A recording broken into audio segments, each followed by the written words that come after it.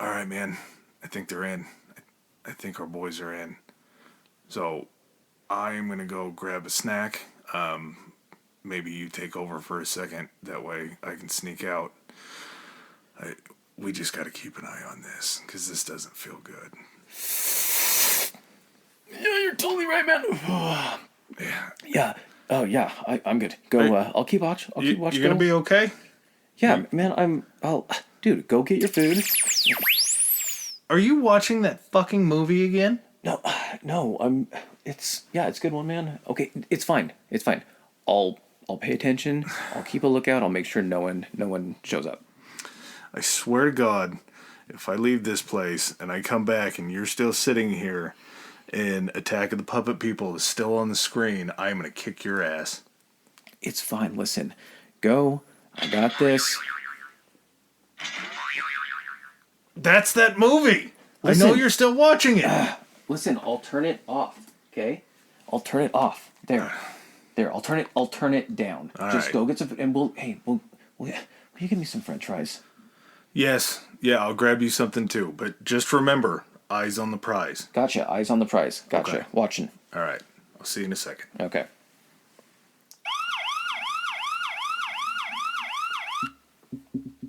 Hey!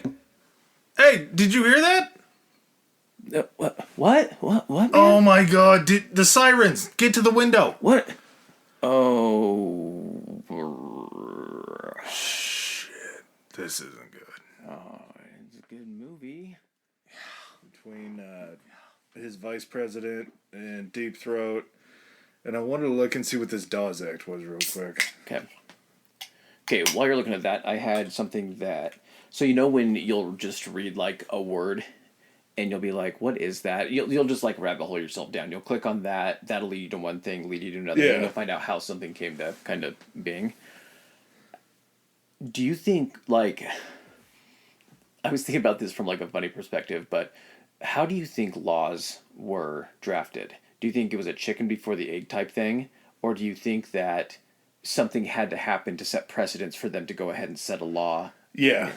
Everything had to be precedence driven because when you look back at like all the goofy shit that they did, like in Idaho, you can only like ride your horse at a certain speed on a certain time. Like there's always... So someone was riding horses faster. Okay, it's weird you say that because my position on the whole thing was, so someone had to fuck an animal or fuck a horse. Oh yeah, yeah. Get caught doing it. And then they were like, okay, we can't have you, we got to make a law to prevent someone from fucking a horse. Okay. Do you think that after that happened, do you think the law went straight to, okay, no fucking animals? Or do you think it was like, you can't fuck a horse? And two guys are in a meeting trying to figure this out. And it's basically one guy being like, we'll just make a law saying you can't fuck horses. The other guy's like, I think we should just say you can't fuck animals. He's like, dude, we shouldn't have to say that. Yeah. We should just have this. There was a guy fucking a horse. We should only have to go and make the law. And he's like, I'm telling you, I think we should really just do it for all animals. He's like, no, it's fine. And then, years later, someone's like, okay, someone got caught fucking a dog. And they're like, maybe we do it just for all animals now. So someone had to get caught fucking their cousin. Or something like that, for that not to be... Well, and just thinking about it, too, like, at a certain point, when you go through and, like, look at the law books, and it's like, sodomy is illegal, oral is illegal in some states, and I wonder if it was just a policeman that, like, caught two dudes blowing each other, and he's like, well, that's abhorrent, that's terrible, I can't believe that, we're gonna make that illegal, and then he takes it to the house, and he's like, hey, dude, we gotta make a law about this. He's like, why? I love when my wife does it. He's like, your wife does that to you? Yeah. Like, blowjobs and stuff like that, I feel like if it was more of a heterosexual thing that happened first, then it probably wouldn't have been made illegal. Well, the other thing, too, is then you have to kind of factor in, there's always been what they actually say is the separation of church and state, but how many of these laws do you think did have... like heavily like backed religious like push behind him? Because if you really think about it, like the sodomy thing, why would... Because there are some certain states where there's, it's not enforced, but if you look back through their code, sodomy, is still technically illegal. So what, Some guy got pink socked one time and was like, we can't do this anymore.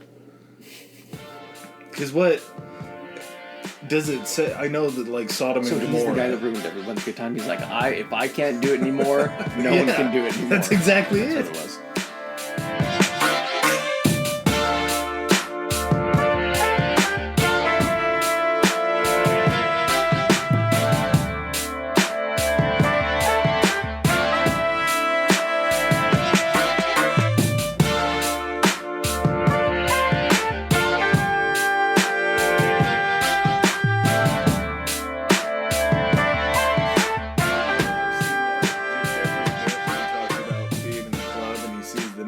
Sign. And he's like, it doesn't ever say underneath it like no smoking and don't touch kids. Why? Because we already know that shouldn't be happening. True, yes. So why are we talking about laws, Adam? Oh boy, I'm not quite sure, honestly. I think it's because what we're going to talk about today broke so many of them. Oh yeah. And there has got to be, I'm sure what came out of this is there has got to be, to some degree, laws that were made to prevent something like this from happening again. I don't think there was, because there's so much of it that you see. I mean, Nixon was kind of the first guy to be like, hey, they're asking for something, what do we do? Well, everybody else, if you get a warrant out or something like that, you have to do it. Or if you get subpoenaed for something, you have to do it. Yeah. Nixon was the first guy to be like, what are they going to do if we don't? And you even see that today where they'll be asking for something and they'll just look at them and be like, well, we're just not going to give it to you. It sounds made up when they use terms like, and so we're clear and everyone's up to speed. So we're actually covering Watergate today.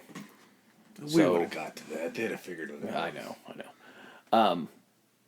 But it feels like, yeah, when you do hear these things, and this is going to be covered a little bit more in depth later on, but when you hear things like executive privilege, it just fucking sounds made up. It sounds like because I'm in this position, I'm just going to make something up because of my position. Well, I don't think I should have to do this because I'm the president. And you were voted in by the people. What privilege do you have to keep things private? I understand. Correct, you're in public office. Yeah, the interest of security and all that kind of stuff, that's fine.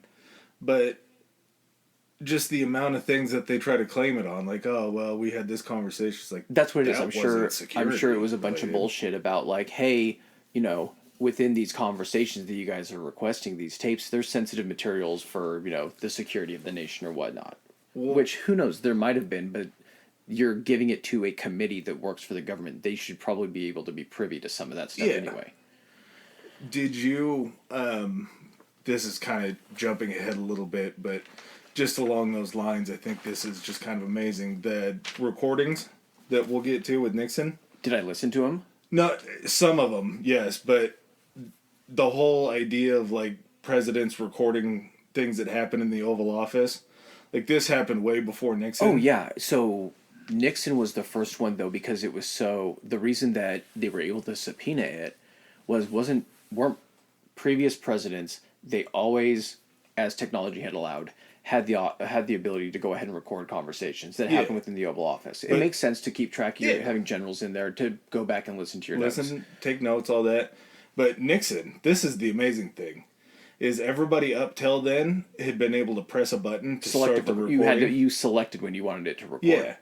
But Nixon was such a bumbling, stumbling drunk that they couldn't trust him in the Oval Office to press a record button to start the conversation so that they had it. So his aides actually rigged it up, and it was like the first time that they had ever used. There was a point when there were people that walked into the office that they said, okay, this is when we can start recording. When it picked up a sound or something like that. And then it actually started recording when it started hearing his voice. Gotcha. So we had a president that was such a drunk, which obviously we've had a lot of presidents that are drunks, but he was so drunk that they couldn't rely on him to press a button to start the recording. That's bad. So, because we're going to focus primarily on Watergate, we'll just run down pretty much a brief biography on Richard Nixon. So, he's a fairly interesting guy. He is, actually. Like, I was actually surprised to read some of this stuff. That's been my favorite part about this so far, is being able to just find out that I have literally just a very, cursory knowledge on this stuff, and then you get into it. So, Well, I can't tell if he was that interesting or if he just faked it until he made it. Because there's a lot of things that he did that he touts as achievements that when he talks about, like, certain different things, he definitely does not like them. yeah. So, he was born in January 1913. He was a Republican.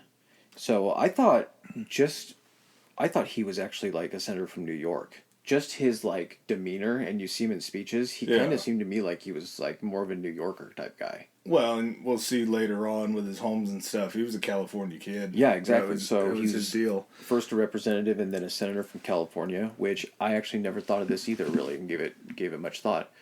So it does make sense that like because there's so many more representatives from states that you would try to work yourself from a representative to a senator.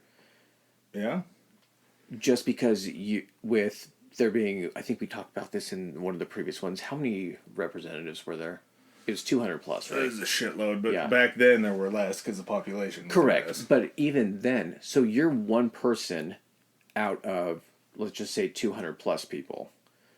Whereas in the Senate, your vote counts that much more because you're one out of two senators and two senators from each Two state. senators and then representatives. So 100 senators. So you're 1 out of 100. Your vote goes a lot farther, and your opinion goes so much further in the Senate. So it would make sense. He started as a representative, then became a senator. Let's see. He was a graduate of Duke Law, and during World War II, he was active duty Naval Reserve. So Looks like there were 263 seats in the House of Representatives when he became a House member. Today there's 435. Yeah, so it makes so much more sense to want to work your way into the Senate. So he ended up being, I didn't know he was Eisenhower's vice president for 8 years. Yeah, well, and the weird thing about it was he was a Quaker. Yes. Like that was his religion. He's one of two presidents to ever be a Quaker. And he actually got out of going to war the first time because of a religious exemption for being a Quaker, because they don't believe in war, violence, different things like that. And he actually enlisted himself after that and went overseas. And he would watch the other like privates play poker. And when he would watch it, he developed himself a system. He won so much money overseas playing poker that he came back and used some of that money to launch his first campaign. Oh, seriously? Yeah. Yeah, so he was a good card player. Figured that out pretty well.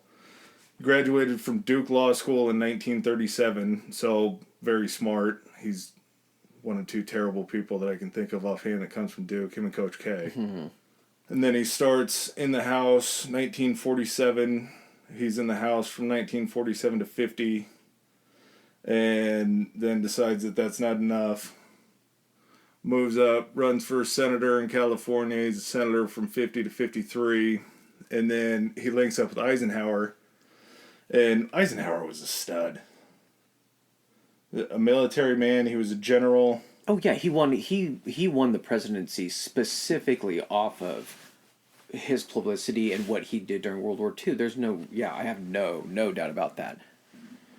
It kind of makes you wonder, though, like, when was the last time, and that might have been it, when was the last time that you had someone that was, like, full-on military, then transition right into the presidency? There's been a few, but I can't think of anybody really since. It made a lot more sense when we were actually doing, like, when there was a lot of war, wars happening, especially if you're thinking about, like, it was probably much more common before Eisenhower, because wasn't Grant like in the? Yeah, he was in the army.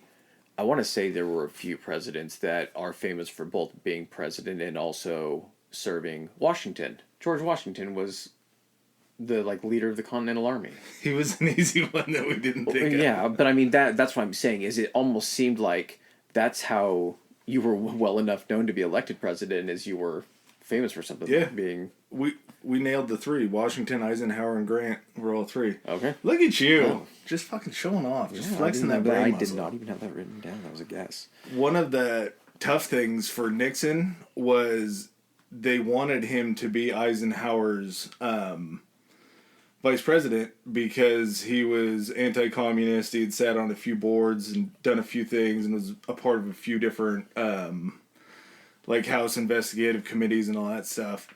But they actually had a problem with him because there were rumors and rumblings already about him that he was using money from his campaign to pay for different things, just like different living expenses and all that. And that's a big no-no. Was that the Checkers speech about? Yes. He came out and he said, I bought a dog with it, Yep. and everyone was like, "Aw," and like it just went away. Yeah. So you could fool somebody. I mean, I don't remember what Checkers was. He was probably a cool dog. Like a Cocker Spaniel? I want to say it was a Spaniel. Yeah, Honestly, so kind of cool, but to hold up your dog and be like, I didn't steal any money. And even if I did, look at what I did with it. just holding the dog up to the camera and be like, don't send me back to the pound. If you don't let me be vice president, I'm just going to kill the dog. Is this what you want? Well, the crazy thing, too, is... So he's VP for 8 years. So people obviously liked Eisenhower. And then he goes to run for president in, 60? And that was when JFK ran. Gets mollywopped. Yes. So, that's crazy to me in itself. Like, you have someone who is already in that office as the VP and already that associated with that administration. Yeah. And then the new guy comes in and is just like... Get your ass out of here. Well, and this will be another just beautiful topic to go into later on down the road is that presidential election and Joe Kennedy and Joe Kennedy's ties to the mob and the way that he won Illinois by only a certain handful of votes. The mob was using houses allegedly in names of dead people to vote for Kennedy, along with the first televised debate. Did you read anything on that? No, was that the first televised That one? was the first televised debate, and Nixon was just coming off of a sickness. And Kennedy, obviously a handsome man for the times. Oh, yeah. I don't think that he's that handsome, but I've seen handsomer. But he looked good, and he actually was like changing his clothes to the backdrop to appeal more, or to look more appealing. And Nixon was just completely pale-faced. Did Nixon always wear... I always, for some reason, envisioned him in, like, a gray suit. Yeah, and that's what it was. He wore a gray suit that looked terrible against the backdrop. Yeah. He looked like an absolute gargoyle. And he just was sweating his balls off the whole time. Just sexy-ass John F. Kennedy up there being like, what's up, ladies? And he's up there and be like, hello, everyone. Yeah, it's like Momoa against Gollum. Yes. There was no chance. And they actually did a poll and said that a majority of people would have thought that Nixon had won that debate had they not seen it. Like, had they just listened to it on the radio, they would have believed Nixon more because he had the credentials of being a vice president going through it, but people couldn't quit looking just how ugly he looked. Yeah. How bad he looked. Like, you're just like, yeah, I bet he's smart. I don't like him. I don't like the way he looks. Yeah. When somebody smiles and it's creepy, that's probably a reason why you're thinking maybe we don't vote for this guy. So then he decides after he loses in 60 to JFK, then he goes back and he tries to run for governor of California in 62, and he loses it. Did not work well. So you just again. 2 years before that, you lost on the presidency. I didn't really look into what he did in the meantime. 62, you lose the race for the governor of your own state that you'd been the representative for and senator for. And you were a vice president. I know. You held the second highest office in the land, and you couldn't come back and be governor? Yeah, the people in your state might know something or have a feeling about you, and they're just like, yeah, we don't want you back here doing stuff. So, do you have anything for what he did between 62 and 68? There's not a whole lot that I saw. I think he kind of tried his hand at being on screen a little bit more, and I don't know if he followed the Ronald Reagan go into movies and do that kind of stuff, but he held around for a little bit, and he kind of almost swore off politics after losing the presidential election, and then decided that it was... Shame. Yeah, probably shame. Yeah. I don't know if he felt shame, but it was probably there. He gets fired back up, gets the base underneath him, And I believe after he loses the governor's race, he comes on and says, "Hey, this is the last time you're going to be able to get to pick on me. I'm done. This is it. I'm not running for president. It's just not going to happen." And then somehow he gets a fire lit under his ass and thinks that he can actually win it, and comes back, throws his hat back in the ring. He beat Mitt Romney's dad. Okay. For the Republican ticket for president. I didn't realize that Romney had like a family of politicians. That actually makes sense because like whenever this is gonna sound stupid, but like there was an episode of this show called New Girl where the Schmidt guy he pretends to be a Romney. Huh? Zoe Deschanel, she's a good so he one. pretends to be a Romney, and apparently like the Romney family is like super well known throughout like the Republican Party just because they've been in it for so long. So they're like, when you think of like those old like political families that there's like a dynasty, they're almost like a political dynasty, I think. Romney dynasty. So anyway, so he ends up beating him. Who does he? I have it was a close contest for the presidential election in '68. Who did he beat? Because I can never remember the guy's name. He was somebody that we had heard of. Yeah, and it was like a really close race. I'm just wondering like what he was doing, because obviously you have to be kind of ramping up for presidential election at least 2 years prior to that. So yeah, there isn't a lot of information on what he did between like 62 and I guess would be 65, 66, probably just planning to run again. He beat out the Democratic incumbent vice president, Double H, Hubert Humphrey. Oh, really? Mm-hmm. Okay. Won the popular vote by less than 1 point, but took more states outside the Northeast and comfortably won the electoral vote, which I'm sure coming that close makes his second one against McGovern that much more important, because he saw how close he would come. And after being where he was and losing last time, he knew that he had to do some shit. Okay. So he ends up winning, and that's going to kind of be the end of his like biography type thing as far as I have it written down. The one thing I wanted to go through, because Watergate's going to go ahead and occur, and then that's what we're going to stick to, that specific part. Just, we're going to shit on him a lot. Oh, yeah. So, run through a couple of his accomplishments, which I think are kind of cool. He's one of 2 people to ever appear on a presidential ticket 5 times. Mm-hmm. Him and FDR are that's the actually only 2. Kind of, that one's sad to me. Like, because he only won, I mean, he won because of Eisenhower 2 of those times. Yeah. And won 1 time. So, like, he's 1 for 5, technically. Because I'm going to give his 2 other ones to Eisenhower. He rode coattails on his first 2. But the fact that you tried that hard, I mean, 5 times sounds good, except for you would have had to lose 1 to be on there 5 times. Exactly, that's true. But he takes office, he signs Title IX, which in sports terms, if you're a sports person, you know a little bit more, because Title IX was something that said if you give money to the male athletes, then you have to give the same money and the same airtime to the female athletes.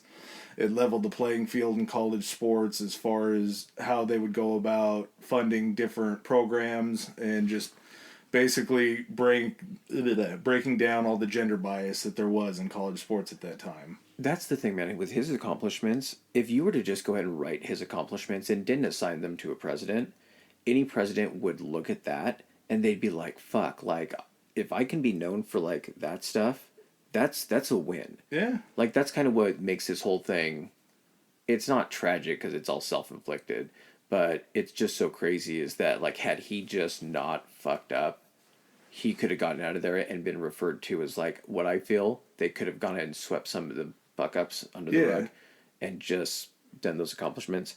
But, yeah, so he got to oversee into combat in Vietnam, and he got to end the military draft. So now you're known as the president that was like, we're getting out of Vietnam and I'm ending the draft.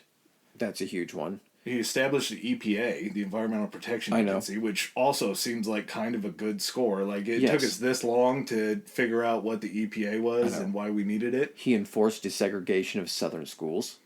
Well, and he got voluntary desegregation from 7 of them, so that's pretty good. Desegregation had already started, but under his watch, he enforced it. He was either like, you're going to do it, or we're going to go ahead and take steps to make sure it's done. And it's tough to say because I think Jim Crow was still around, so there were certain elements that were still going on that weren't great. But desegregation in schools, you can argue, was a good and a bad thing because it seemed like it did happen. It needed to happen, but it happened so early that there were still so many issues that they ran into. He got to be president when Apollo 11 landed on the moon and we won the space race. Yeah. So he gets that accomplishment.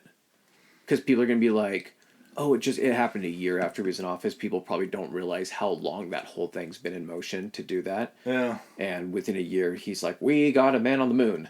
Well, and Kennedy obviously didn't get to see that happen. I know. He lost out on that one. And then the other thing I have, one of them was he visited China, which apparently was a huge deal at that point in 1972, which they say eventually led to like diplomatic relations.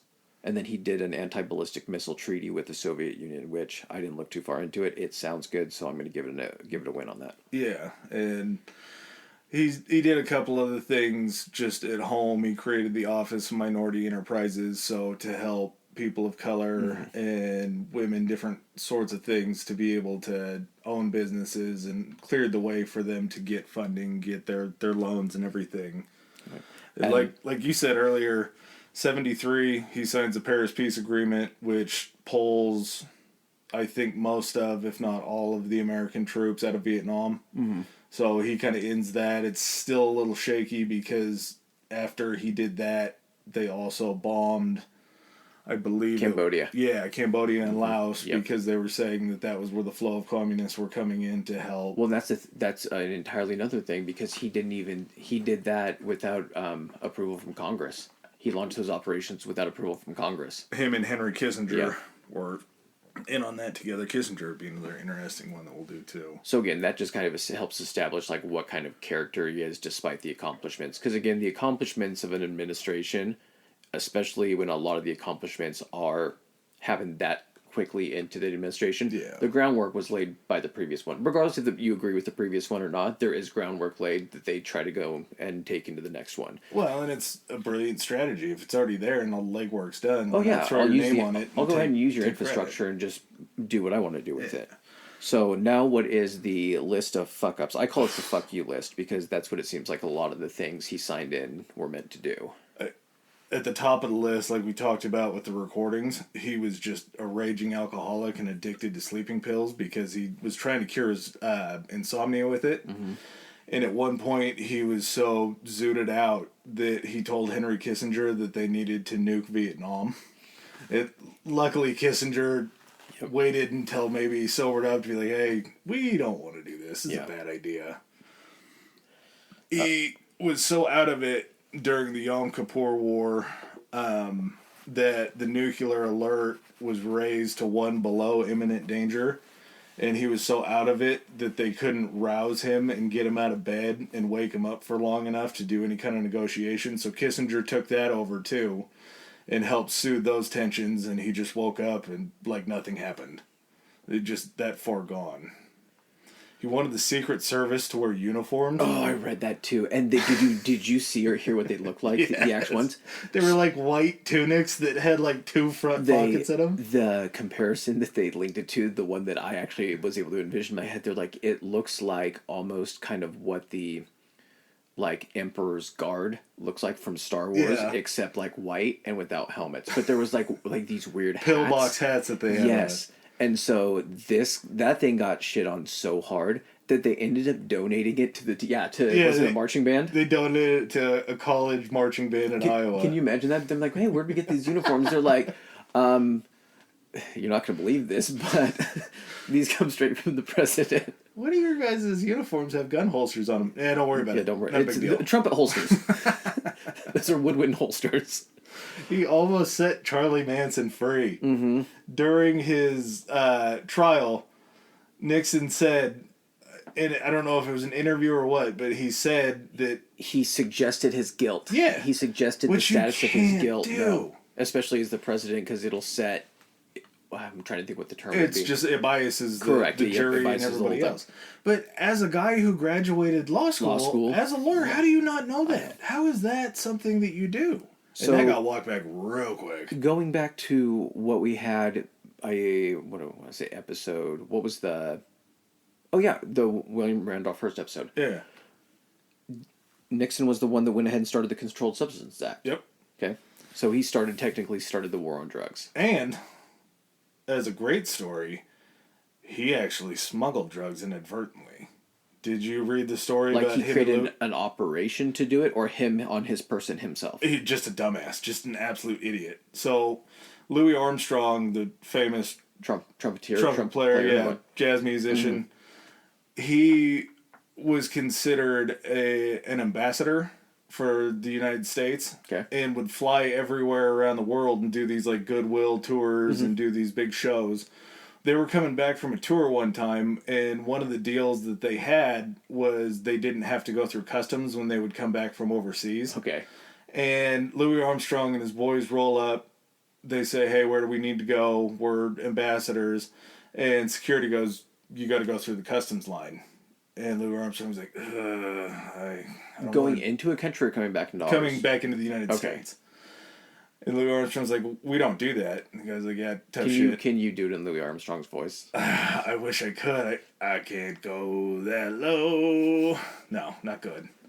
And I think to myself, oh shit. So, they're standing in the customs line. Nixon is there to greet them, to bring them back into the country. Nixon walks over to the customs line, says, "Hey, Louis, big fan, glad to see you're back. Thank you for everything that you did overseas. Can I get a picture with you?" Louis like, "Yeah, sure, we'll do the picture." They do the photo op, and then he goes, "Why are you guys standing in line?" Louis goes, "They said we have to go through customs." He goes, No. You come with me, follow me, go ahead, we'll just bypass customs. Of course not, Mr. Armstrong. Yeah. Right this way, Mr. Armstrong. Everything will be okay. So he goes, "Can I help you with anything?" Louis points to one of his suitcases. He goes, "Yeah, if you want to grab that, let's go ahead and go through." And they bypass customs. And of course, there's probably like reporters being like, "That's Nixon with Louis Armstrong," and the ambassador like helping him with his luggage and everything. Yeah, the common man. Of course, yeah.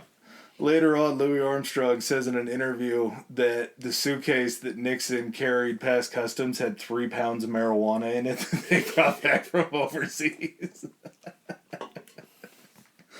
So we had a president that I guess you could say is technically on record as smuggling 3 pounds of marijuana. I'm not going to lie to you, that probably is like small potatoes from what presidents have done. Well, and it's kind of cool. He's got a little bit... It was cool at the time. He had a little bit of dirt on him. We had a drug-smuggling president. That's kind of sweet. All right. So, this all ends up changing... It seems like things are going pretty good. Like, just from a glance, up to this point, it seems like it's going pretty good.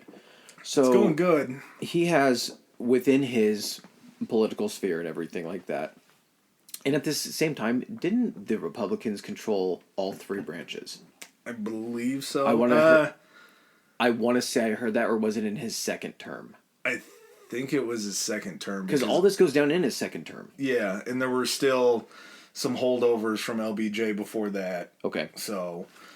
So he has within his close political sphere, G. Gordon Liddy, who is the finance counsel for I'm going to call it CREEP, because that's what I prefer to call it. It's the committee to reelect the president. Yeah, it's the committee to reelect the president. So obviously they didn't think of this ahead of time, but man, does it fit. So at this point, because these characters are in these committees, this is 72, which means, is it 2 years away from the next election? 74 would be the... Correct. Okay, so all this happens about 2 years prior to his next election. So he already has these people set up to start working on his re-election campaign. Jeb Magruder, who is the CREEP chairman, John Mitchell, who is at that point the acting attorney general. Yep. And then John Dean, who is president's counsel, so pretty much guy in his pocket that his idea man and the one that he bounces things off of. So, at one point during this time frame in 72, Liddy comes to the other 3 and has this intelligence plan to spy on the Democratic Party. So, presents the plan to the other 3. Mitchell, being the attorney general, should have been like, "Fuck no, this is illegal." Was it Project Gemstone? I can't. I didn't That see was, the I name. believe, I think that was the first one that he brought. The ideas that they brought to the table were some of the craziest This shit. one got declined, so this is probably Gemstone. Yeah. Okay. And the other ones that he was suggesting at the time, where they hire prostitutes to Yeah. sleep with the Democrats and try to get pillow talk from them, just a million different things that they tried to do to gain any sort of intel. The other thing that's crazy about that is, so this isn't just like an isolated, hey, I just came up with this idea, why don't we spy on the Democrats? There's apparently a think tank of people whose job it is to come up with ideas on how to fuck up the other political party Yeah, well, and weaken them. and this is beforehand. This wasn't their first foray into doing some bad shit. No. They had their first break-in. You've heard of the Pentagon Papers? Not like in detail. It was basically like a leak that had happened where it was a government report of kind of everybody that had done everything in Vietnam and all the bad things that had happened. Okay. And so it shined a light on LBJ's handling and on everybody that had handled it up to before Nixon got in office and all the bad stuff. Oh, so where you get all of the benefit from stuff that happens where the groundwork is laid before your presidency, but it happens during yours, this is where it bites you in the ass, because regardless if he was responsible for any of that, he's in office right now, so he technically is responsible for all of that. That, and he was paranoid that since he saw what everybody else had done, that they were going to start looking into what he had done. Because he had probably done some stuff as VP under Eisenhower as well. Yeah, and just his handling from kind of the beginnings of when he took over in Vietnam, where you're talking about different things.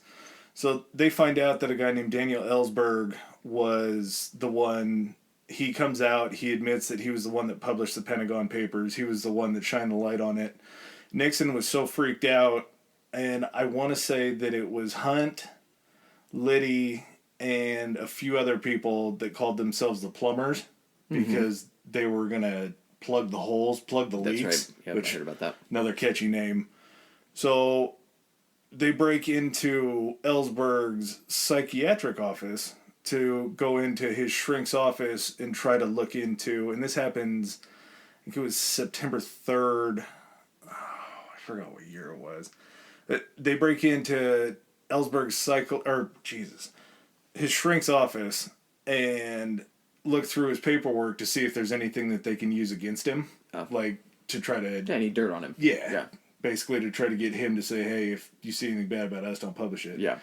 It failed miserably. They got in, they broke in, they found his file, they looked all through his file, they couldn't find anything to use.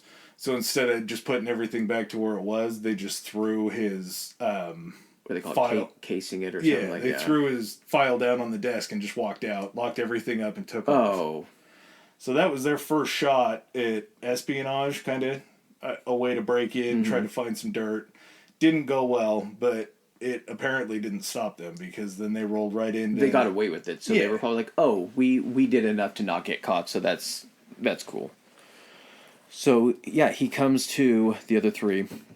So Mitchell, again, Attorney General, who should have been like, how about, fuck no, this is completely legal. Let's try not doing illegal things. Yeah, he just viewed it as unrealistic. But then 2 months later, he approves a reduced version of the plan. So the reduced version is just going to be basically to break in, photograph documents, and plant a couple wiretaps. Yep.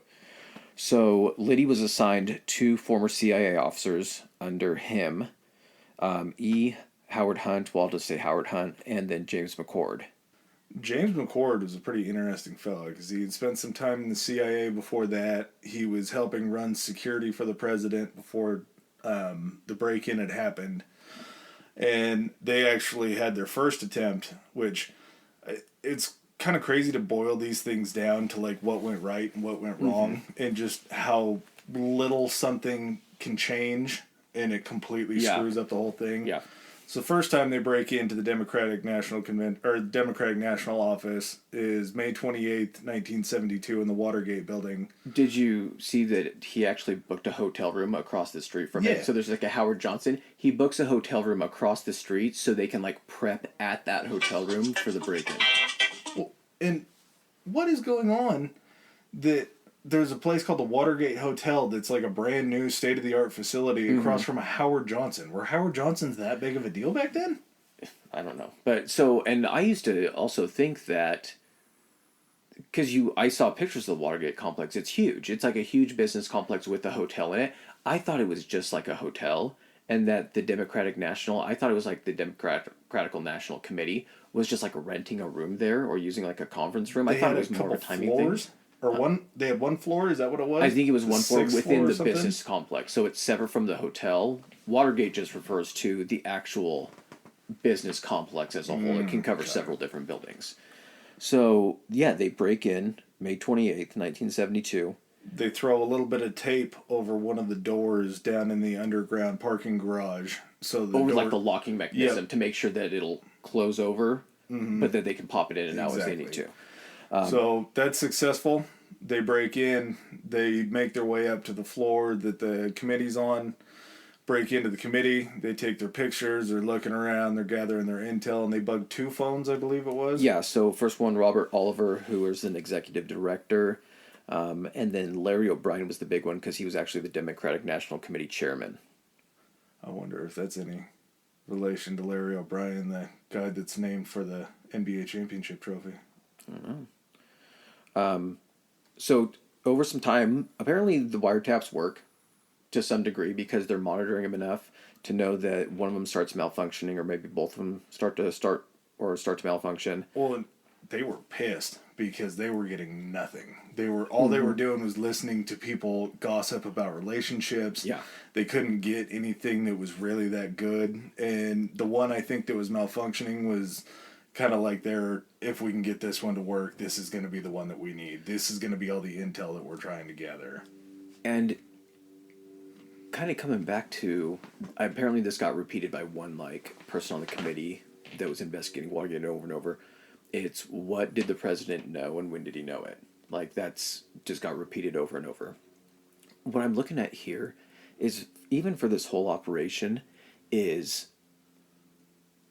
was Nixon paranoid because of only winning the previous election by such a small margin that he felt he wasn't going to win this next one?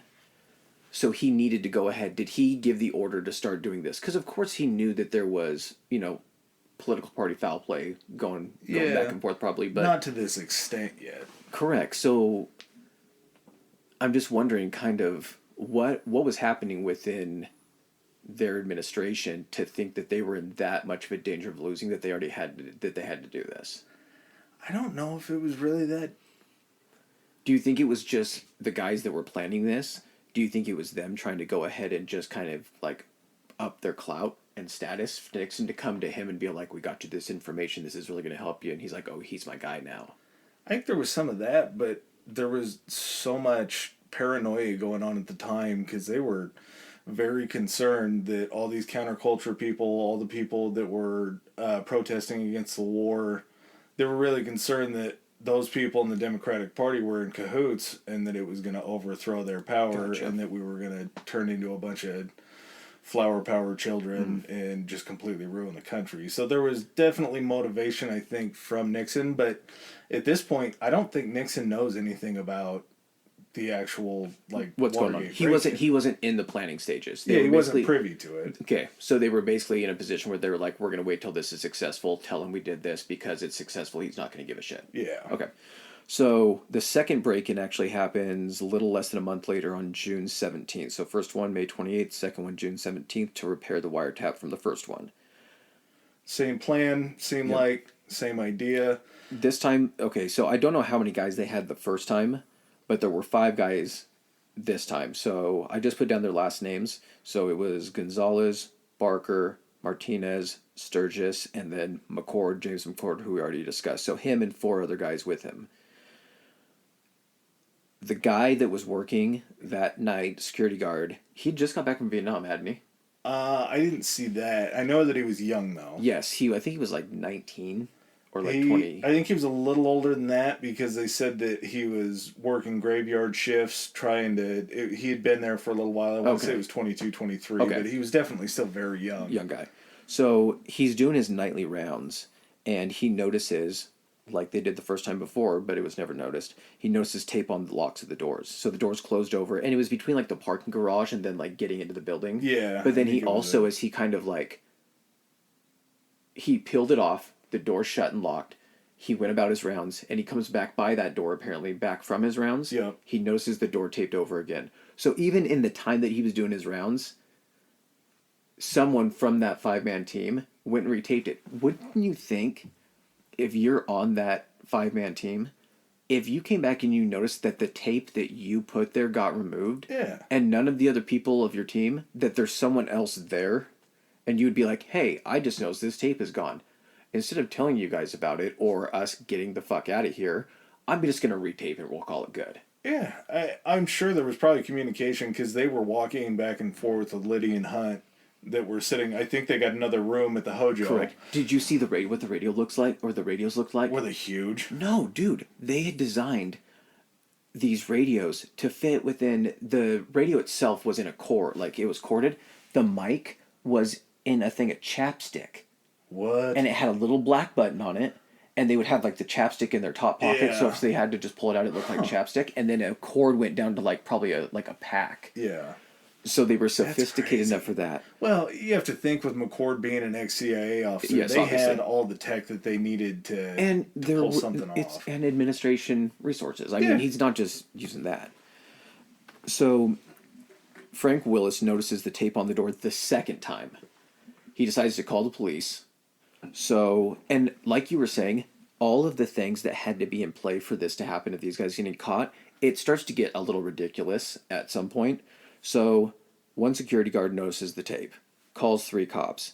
You get 3 plainclothes officers in an unmarked car responding to the call. They were out on the street trying to buy drugs and trying to shake down dealers. They were the bum squad. They were dressed as hippies to bust drug deals. So these some guys guy in a cowboy hat, some guy in a bandana. So these guys respond. Because it's an unmarked car, they're not coming in with the lights or anything like that. It looks like just a car pulling up to the Watergate complex. So the guys on the lookout, the lookout was watching a movie. It was like his favorite sci-fi movie, wasn't it? Yes. So he's watching a movie. Unmarked car comes up. Cops get out. They go up, and I think it was on, I can't remember which floor it was on. It wasn't ground floor. It was yes. So they're going up through the stairwell, and what they're noticing is every door leading to the Democratic National Committee offices, those are the ones taped open to just make for a quick entry and exit. So they bust in, these cops dressed like hippies, and find 5 guys all wearing suits, surgical gloves on, just going through papers and everything.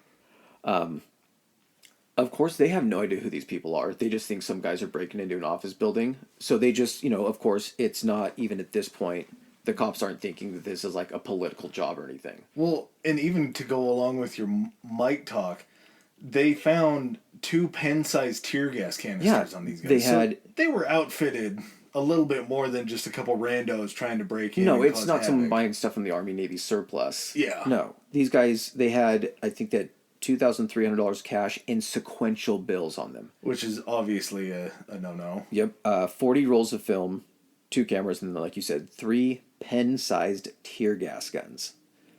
4 of the men arrested were Cuban. Those had been recruited by Howard Hunt.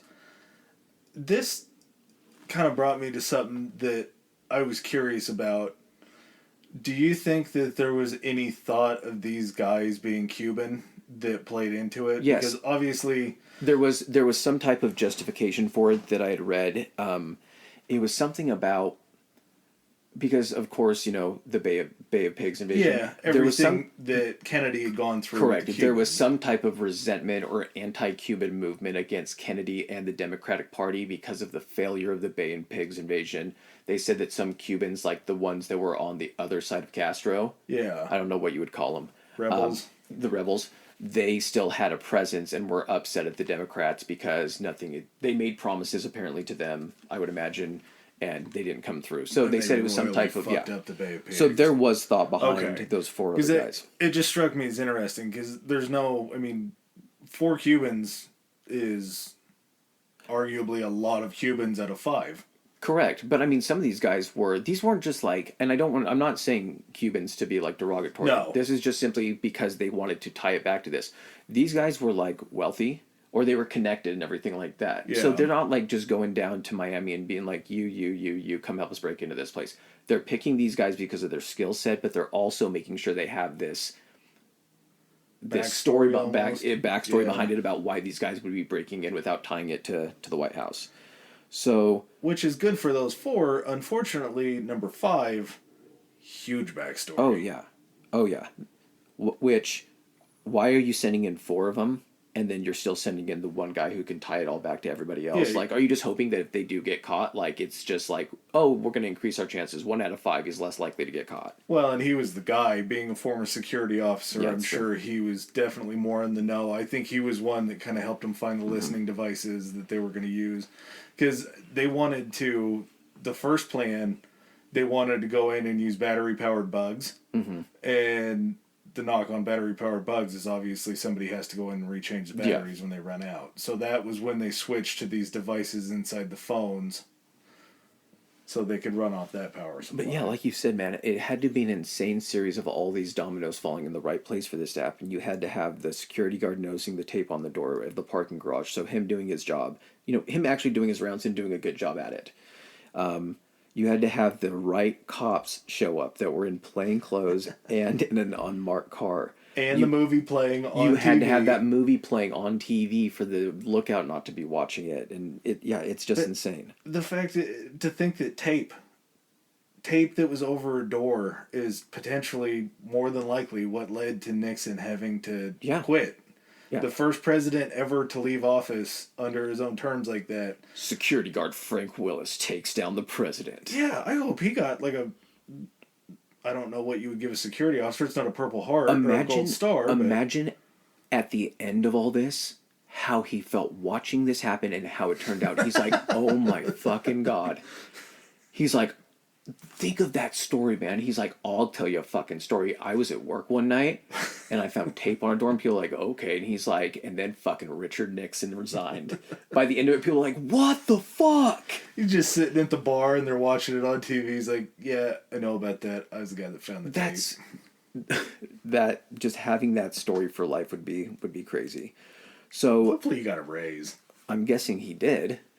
So September 15th, you kind of see, this is what I'm trying to kind of understand is this thing happens over the course of a very long time. Yeah. And that's what that's one of the things that I really didn't understand about this. Probably one of the biggest things was that the whole Watergate scandal was over the course of years and just little bits of information coming out. It wasn't like the break-in happened, the link was directly to Nixon, and this occurred within the course of a month. You have break-in happening and them getting arrested on May 28th. September 15th, the 5 burglars, Hunt and Liddy, are all indicted. So enough information has been brought to light at that point. People have talked enough to go ahead and connect it to these people. But even at that point, this is still pre-election. So this all still happens pre-election, correct? Correct. I wonder how quiet this was. Because remember, that was one big thing about this, is that until certain things were set in motion, it was just really the Washington Post. Yeah, it was Woodward and Bernstein. Yep. They were the ones that were there that day in court to find out that McCord was an ex-CIA officer. They just off of like their editors or their chief's hunch. He was just like, hey, he's like, it's a Saturday. He was working on a Saturday or weekend. He's like, hey, go check this out. 5 guys were arrested at the Democratic National Committee. Go see what it is. And so I think was it Woodward or the win, or did they both go? Woodward was the first one. So he was the one that went, and he heard just these little key things during the trial, and he was like, oh, there's something here. That was another thing too. I'm going to go on a tangent on this, but this gave me a huge reality check between the portrayal of reporters and legitimate journalists. Yeah. You have portrayal of reporters and everything like that. You have your reporters that go report and gather information for your local news. And you never really think about that. Hey, who gathered these stories? Who made the story that's going to be on at 5 today? But then you have people whose entire profession and lives are literally dedicated to just breaking one big or two big stories for your entire career, make or break stories that will go ahead and make you famous. And there are so many people doing this at all times. Are these journalists just chasing down these little leads? Oh, someone in California heard of this guy. I better go fly across the country and see if this pans out. Yeah, the fact that Woodward is still around today, he's still writing books and he's still doing things. This was so long ago, but this made his career. Correct. So, and that's why the book that he just recently wrote probably had so much traction. They're like from the author or from the journalist that uncovered Watergate. Like, who's not going to clout instant? Big flex. So you have them picking up on this, and on January 30th, the 5 burglars were tried and convicted. So that's just the 5 burglars. That's not Liddy or Hunt. Well, and this is... we just jumped ahead of quite possibly one of the awesomest nicknames and awesomest leakers to ever come about. I was going to get to that, but I had just the dates written down. Oh, okay. So at this point... yeah, again, we're jumping all the way from September 15th. Now we're already in 73 now, January 30th. That's when they're actually tried and convicted. So, fuck, man, what the wheels of government turn slow. Like, from the indictment to them all getting convicted was another 4 months. And they, in between, in that time, we had Nixon already come out and say... we didn't have anything to do with this break-in. This wasn't us. This was a bunch of people that came out on their own volition that we had no contact with come and break in. So he already has his first denial, and at that point, he had to have known. Correct. Oh, yeah, because it states in... that was August 29th what you were talking about. So he states in a televised news conference that John Dean... oh, that was the investigation. This was June 22nd that happened. Oh, really? So he came out and made the first denial, 5 days afterwards? So they had to have talked because... when you get to the 29th, that's when the John Dean investigation news comes out. Yeah, when was the... there's that tape that... the smoking gun tape. That came out way later. That was after, okay. That was the final release of the tapes. So at this point, there is reason to believe that he has been briefed on this because... now they're like, oh, this didn't go well. We should probably tell Nixon that this operation failed. Gotcha. That makes sense, yeah. To go into... how this whole thing was connected, how Woodward came on to starting reporting, was he talked to his informant, which we just alluded to, Deep Throat, which, all-time name. Do you know who Deep Throat was? Yes, I do know who Deep Throat was. Who was it? Deep Throat... oh, where's my notes? Oh, Deep Throat was William Felt. And it didn't come out till 2006? Yeah, it didn't come out for a while. William Felt, so they had a previously established relationship of him being an informant to Woodward. He was an established informant, so they had worked together in the past, obviously had, in this situation, a very trusting relationship. William Felt's the deputy director of the FBI. And he wasn't even the first Deep Throat. No, but Linda Lovelace, first Deep Throat. That's where the name comes from. Okay, so we talked about this before. I thought that the movie was made and based on... it was like a porn version of Watergate, and that's why it was called Deep Throat, is because that's who like the informant was. But you enlightened me. So what actually was the plot of the film Deep Throat that occurred before Watergate? It was enthralling. I'd like to say... full disclosure, I'm sorry that I didn't do the research on this that I should have. I should have sat down with the film. This should have taken up half the board. Yeah, I should have really sat down and rolled up my sleeves and really worked this one out. Mm-hmm. But just a plot summary. Linda Lovelace, a sexually frustrated woman, asks her friend Helen for advice on how to achieve an orgasm. After a sex party provides no help, Helen recommends that Linda visit a psychiatrist, Dr. Young. The doctor discovers that Linda's clitoris is actually located inside of her throat. You don't say. I don't know. Is that an X-ray? Did psychiatrists do X-rays? Dun, dun, plot twist. Where was it? And he helps her... the doctor discovers that Linda's clitoris is located in her throat, and after helps her to develop her oral sex skills. The infatuated Laura asks him to marry her. Brave man. Not only... is he trying to help people mentally as a psychiatrist? He's also going, the next step. He's checking throats. He obviously had to go ahead and check to make sure that her clitoris wasn't located in the normal position. He's like, I can confirm it is not here. Let's check the throat. I got a crazy idea. It might be in the back of your throat. Let's try. By God, it is. So, after she becomes so infatuated that she asks him to marry her, which progressive for back in the day. Love conquers all, man. Yeah, well, and he's a hero at that point. He informs her that she can settle for a job as his therapist, which, I mean, that's... Being a therapist, probably pretty good. Or being a psychiatrist, therapist, probably pretty good. To perform her particular oral technique. Thereafter known as deep throat. Was this... You think this was the first time that term was used? Well, no, because if someone thought it up for the title of the movie. Yeah, okay. But the movie, apparently, had such like a... I'm trying to think... It was so popular in just like socially popular. Yeah. Not the movie itself, but there was talk about it. It was like a Kardashian sex tape. Even if you didn't see it. The movie was very popular. Yes. As far as movies could be like that, could be popular at the time. So they ended up using, and I don't even know if it was Woodward. It might have been someone. It might have been his editor. Came up with the codename Deep Throat for his informant. Roger Ebert did a breakdown of the movie back in '73. He wrote...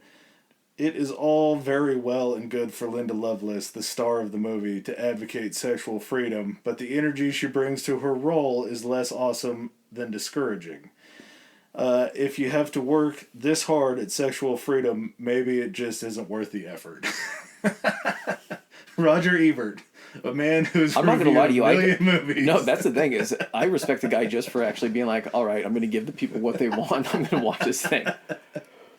So... felt his name for this specific situation was codename Deep Throat. I'm sure he went... unfortunately, this was probably his codename going forward, but I'm sure he used different monikers for previous interactions with Woodward. He was the one that gave the tip to Bernstein of Howard Hunt's name. Because up until then, they didn't really know, and it was tied to a number in a book that they found. I think it might have been in the hotel that they were watching from. But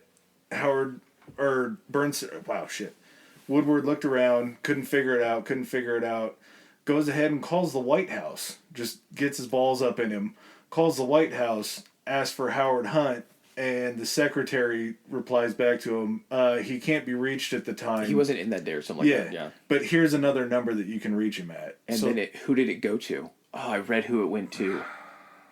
It connected to the Committee for Re-election of the President, I want to say.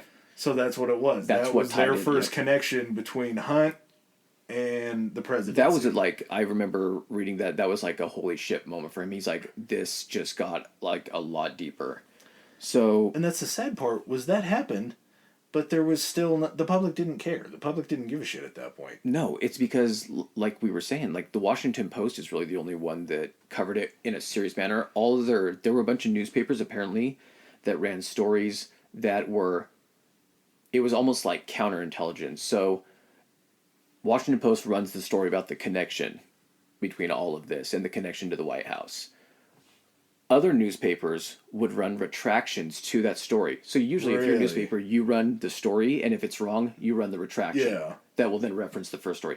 They were almost running counter-intelligence without ever having even that first standpoint of it actually happening. What? There were a few newspapers that did that.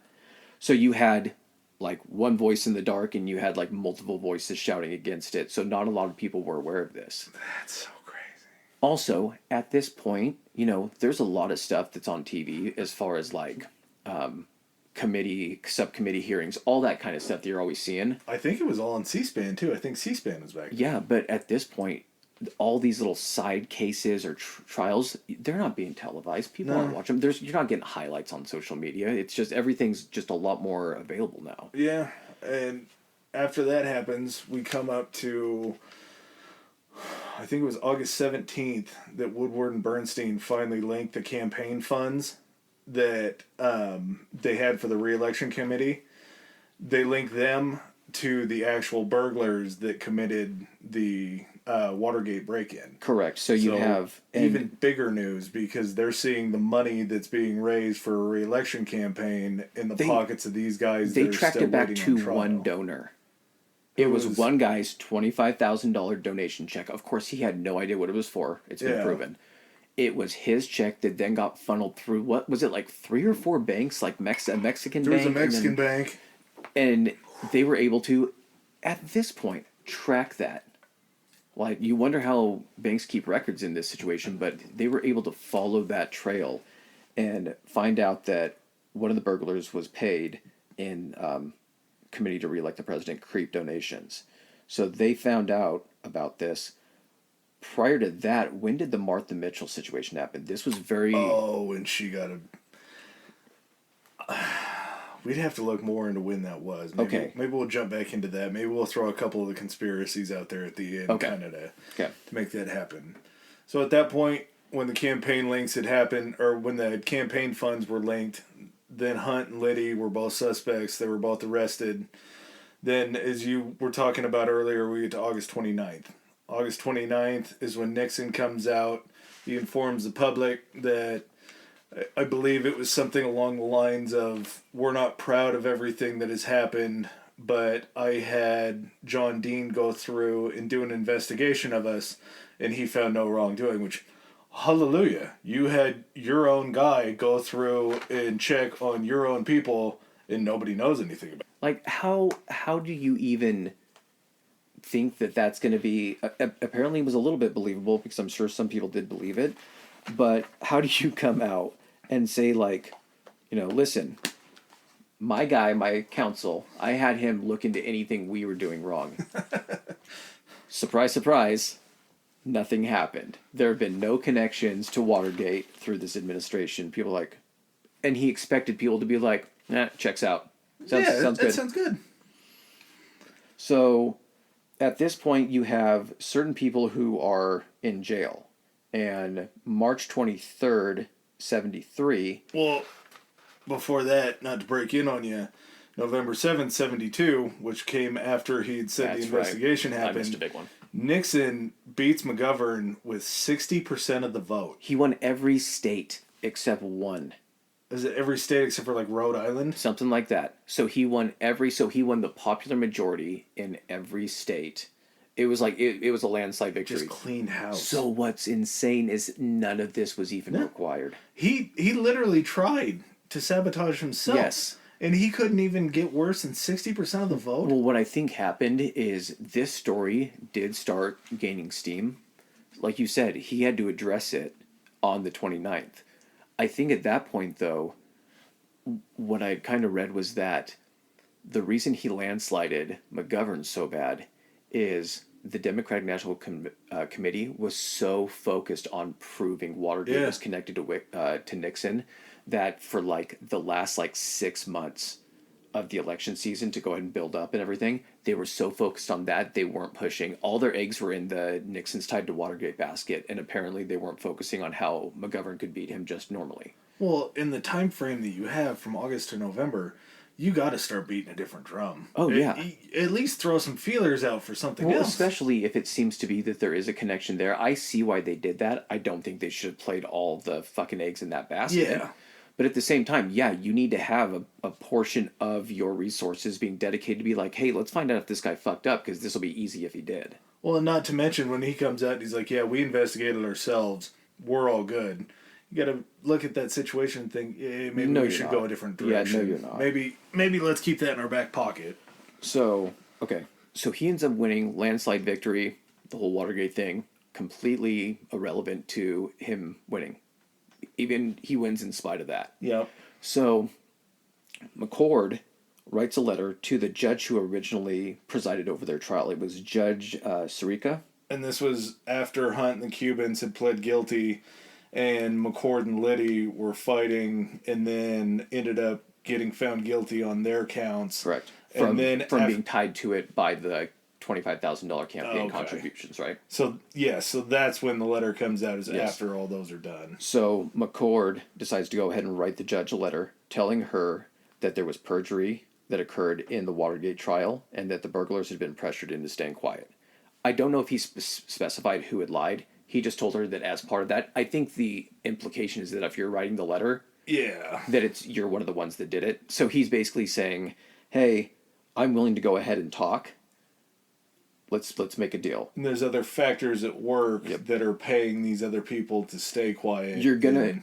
I have what I think is worth your time. Oh, yeah. Taking time off my sentence. Well, So if he's the only non-Cuban, he's definitely the one that. Well, he was the one that was the ex-CIA yeah guy. So I mean, head dog. yeah. So the judge makes a deal to reduce McCord and 2 of the other burglars' sentences if they talk.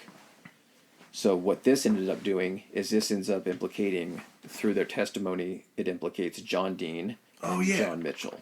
And to go back to the John Dean investigation, after he had said that Dean had done it, this was a surprise to everybody, literally including Dean, because Dean did not No, do the investigation it didn't even at all. take place. He just said that. Nothing had even occurred. There was no looking into it. So the investigation was just a bullshit claim. It implicates John Dean, John Mitchell. So John Dean suggests that he and the 3 others, or 3 others within the party, basically take the fall for this to save the presidency. And at some point, once this information comes out that these guys are implicated, the Watergate Investigation Committee is established February 7th of 73. So this was established, I know I just said March 23rd was when he got the letter. There had been an investigative committee established about a little more than a month before that. Hearings start taking place. Are my dates matching up? Yeah, pretty close. After the McCord letter happens, then you get into the March when the hearings start to happen. Everything's on TV. And I think Dean had, like you were saying, had kind of constructed a way to say, hey, this is how we should play this, but then also started fearing that he was going to be the one that is the one that takes it full brunt. And it wasn't going to be spread out between the 4 of them. Someone's going to turn on him and implicate him as the ringleader, whatnot. He was going to be the figurehead, and he had concerns about that. Well, especially he's the attorney general. Out of those guys' positions, he's literally the one that they would come down hardest on as like treason to his job. Yeah, he's the head lawyer at that point. So April 17th, he decides that it's time to start going into business for himself. He comes into Nixon's office. He tells him that he's working with the committee, and that just absolutely infuriates Nixon. There were like 2 or 3 guys that seemed to have come to Nixon and be like, "Oh, hey, by the way, I'm talking to the committee as well." And then, I don't know what the time frame on it was, but I think he had 2 or 3 of those guys come in and be like, "Oh yeah, by the way, I'm talking as well." Yeah. So between May 17th and August 7th is when the hearing for the Watergate Committee is taking place. That's where, you've seen examples of it for, I'm trying to think of a recent, like, televised trial that you'd see, like the impeachment or something like that. Just something you see it on TV. It would just be... I would say OJ, but that wasn't really political, but it was definitely something that was in the mind's eye of the general public. You're having people having their depositions in front of members of Congress and getting their information. Yeah. So that's occurring over this time frame. We have a new special prosecutor that's appointed. After Dean gets asked for his resignation from Nixon, because obviously Nixon's not going to let him keep in office. Was that what is it, like the Saturday Night Massacre? No, that's even a little bit later. Okay, so he starts distancing himself from anybody who can then tie him to this at this point. Yep, so Dean flips. They get a new AG. The AG brings in a special prosecutor to look at the case. A guy named Archibald Cox, who Nixon was furious. That's such a fucking bad Archie Cox. Yeah, Archie Cox is a sweet ass Archibald name. is a badass name. Yeah. I like that name. You gotta be British to, I think, pull off Archibald. Yeah. You gotta have kind of a longer nose and a cane. And so Nixon's so pissed off that his new guy brought in Archibald Cox. He said something to, if he had gone through all my list of enemies and all the people that I hate and all the people that have come after me in my time, they couldn't have picked a worse person to do this, because Cox had a lot of connections to a lot of the people that Nixon had railroaded in the Democratic Party. Right. So it was a bad meeting. He was a Republican, though, but he did have good standing relationships, correct? Cox? I think they said that Cox was a Democrat. Oh, was he? Yeah. Okay, so they were just trying to make it, keep both parties in the loop with the investigation. Yeah. So, I want to say that it was July 13th during the hearings. So this was, well, essentially this was the bombshell. This was a bombshell for part of the case too. So a White House assistant, I didn't write down his name, reveals... For the recordings? Yes. Yeah. Yeah. So before Alexander Butterfield goes on, John Dean takes a stand and Archie Cox asks him if there's anything that he has. He said that there were 35 different conversations that him and Nixon had about the Watergate scandal. And he said, well, that's great. We'd love that information. And he says, well, I don't have the recordings. I don't know if there are recordings. I just know that there's these 35 different conversations that we had. So because it's known that the ability to record your conversations in the Oval Office is there. But at this point, because I think most people, even the people in this committee, I think they believe at this point still that it has to be the instigated recordings. You have to start the recordings. Yeah. And why would someone ever start a recording if you're talking, nefarious activity should never be recorded. That's just a bad idea. So this assistant, while on the stand, reveals that Alexander Butterfield goes afterwards. Oh, okay. So and he's the assistant. He's the one that actually set all the recording systems up. That's right. So he was the guy that comes out and says, we have all these on tape. These tapes do exist. This is how the recording system works. Anytime Nixon starts talking in his office, this thing starts recording. So the tapes, the committee immediately subpoenas the tapes. The Senate immediately subpoenas the tapes as well. And this is where, I think we kind of were hitting on this really early in the podcast, this is where Nixon just refuses to release, citing executive privilege as the president. Yeah, he said that they were something that he had in his office. They were something that was privy to him. And that he basically just said that these tapes exist, but there's nothing on these tapes that would implicate me in anything. Listen, I've already had my guy that I understand I've recently fired. I already told you. He went ahead and investigated this whole thing. My office had nothing to do with it, so there's not going to be anything on the recordings. Apparently, the subpoenas aren't dropped, of course, because there is going to be something on the recordings and everyone knows it. Well, and it gets even hotter because after the denial comes out, Cox goes back to his office and writes up a subpoena for, I think it was 8 specific conversations that would be on the tapes. Yeah. And this is not a good thing for Nixon. He gets very angry about it. And then what you alluded to earlier, come October 20th, we run into what's known as the Saturday Night Massacre. Okay. So, because these subpoenas are still being asked for, and Watergate's really heating up at this point, Nixon orders Attorney General Richardson, who's his acting Attorney General at the time, to fire Archibald Cox, the special prosecutor. Just reading that part, you're like, okay, how is that not going to just make you look instantly guilty? That's instant guilt. You're like, hey, the guy that's asking for these tapes, you need to go fire him.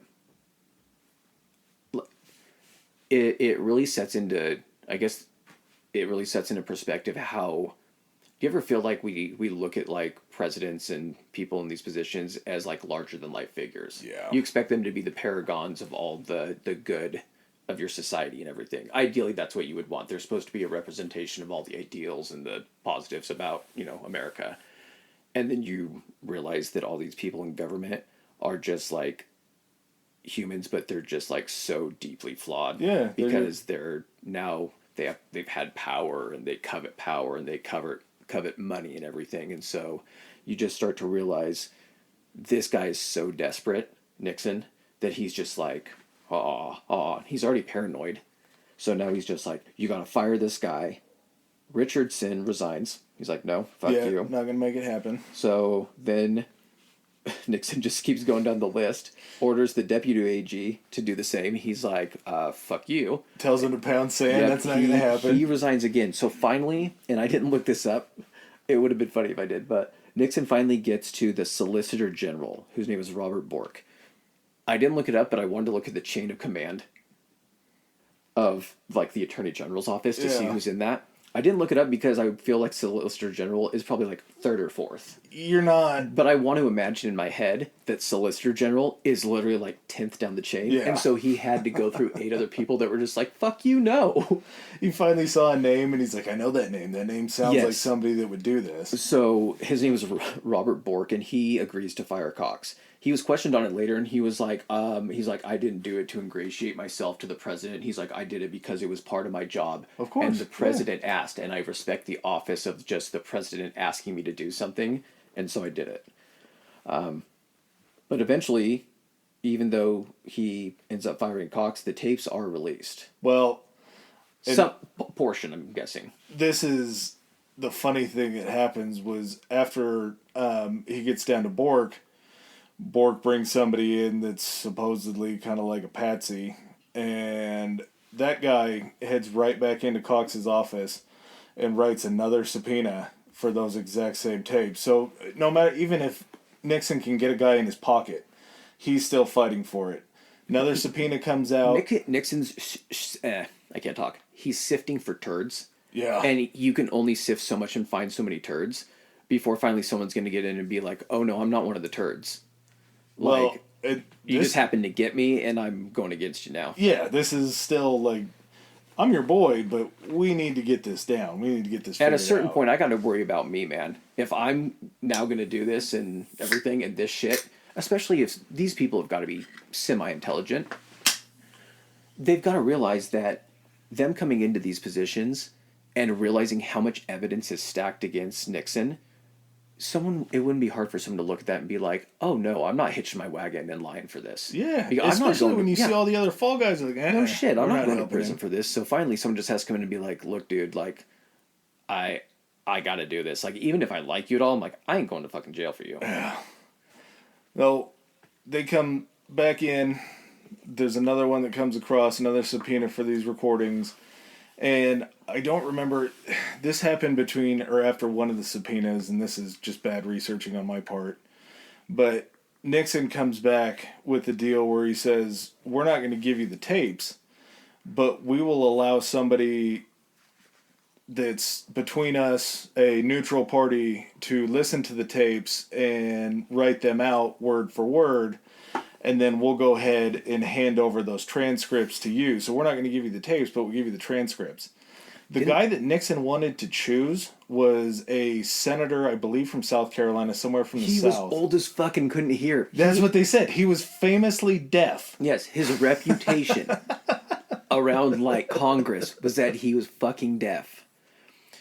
I did read, I read about the expletive delete thing. Yeah. So did they also get access to the transcripts to be like, we need the transcripts too to write out some stuff? Well, that was after the last guy comes in and does the subpoena, they realize that this isn't going away. Gotcha. So then to try to maybe say, hey, let's get the public on our side, they release these redacted transcripts. Mm-hmm.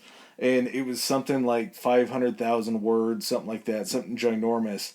And in those transcripts, instead of putting whatever curse word that Nixon used, it would say explicative deleted.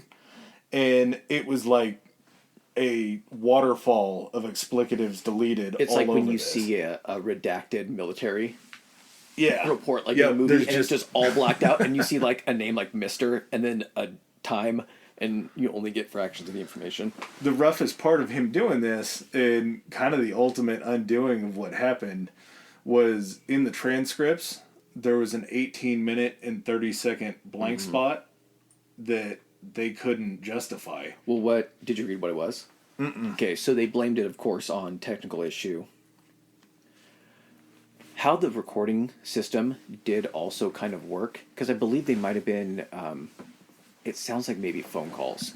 The reason I think is this. So,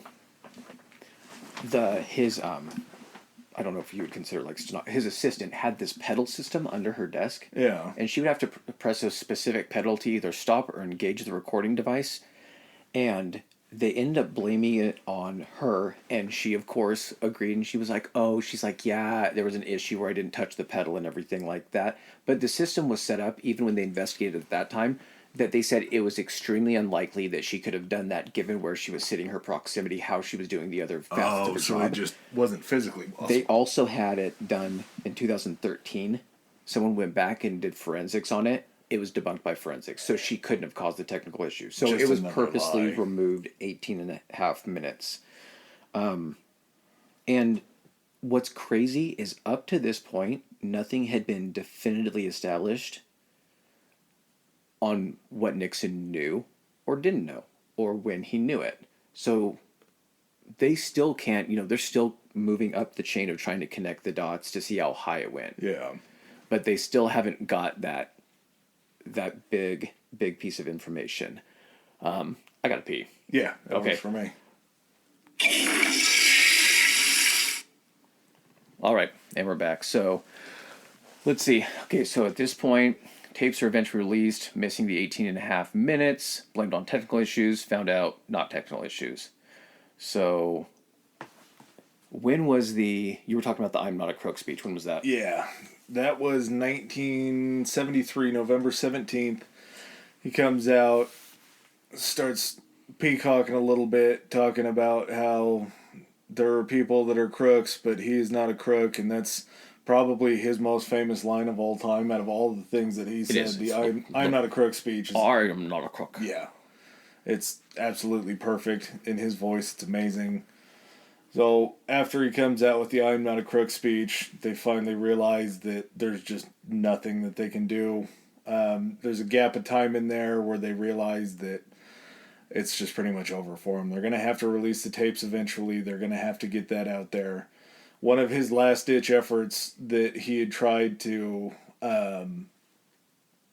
do to thwart the whole thing was he had asked the head of the CIA to get in touch with the head of the FBI and basically told him, yo, you need to drop it. He's like, drop it. Yeah, you need to squash this investigation. You need to drop it. You need to tell them that they need to walk away from this because it's not going to be in their best interest if it's not in my best interest. Yeah.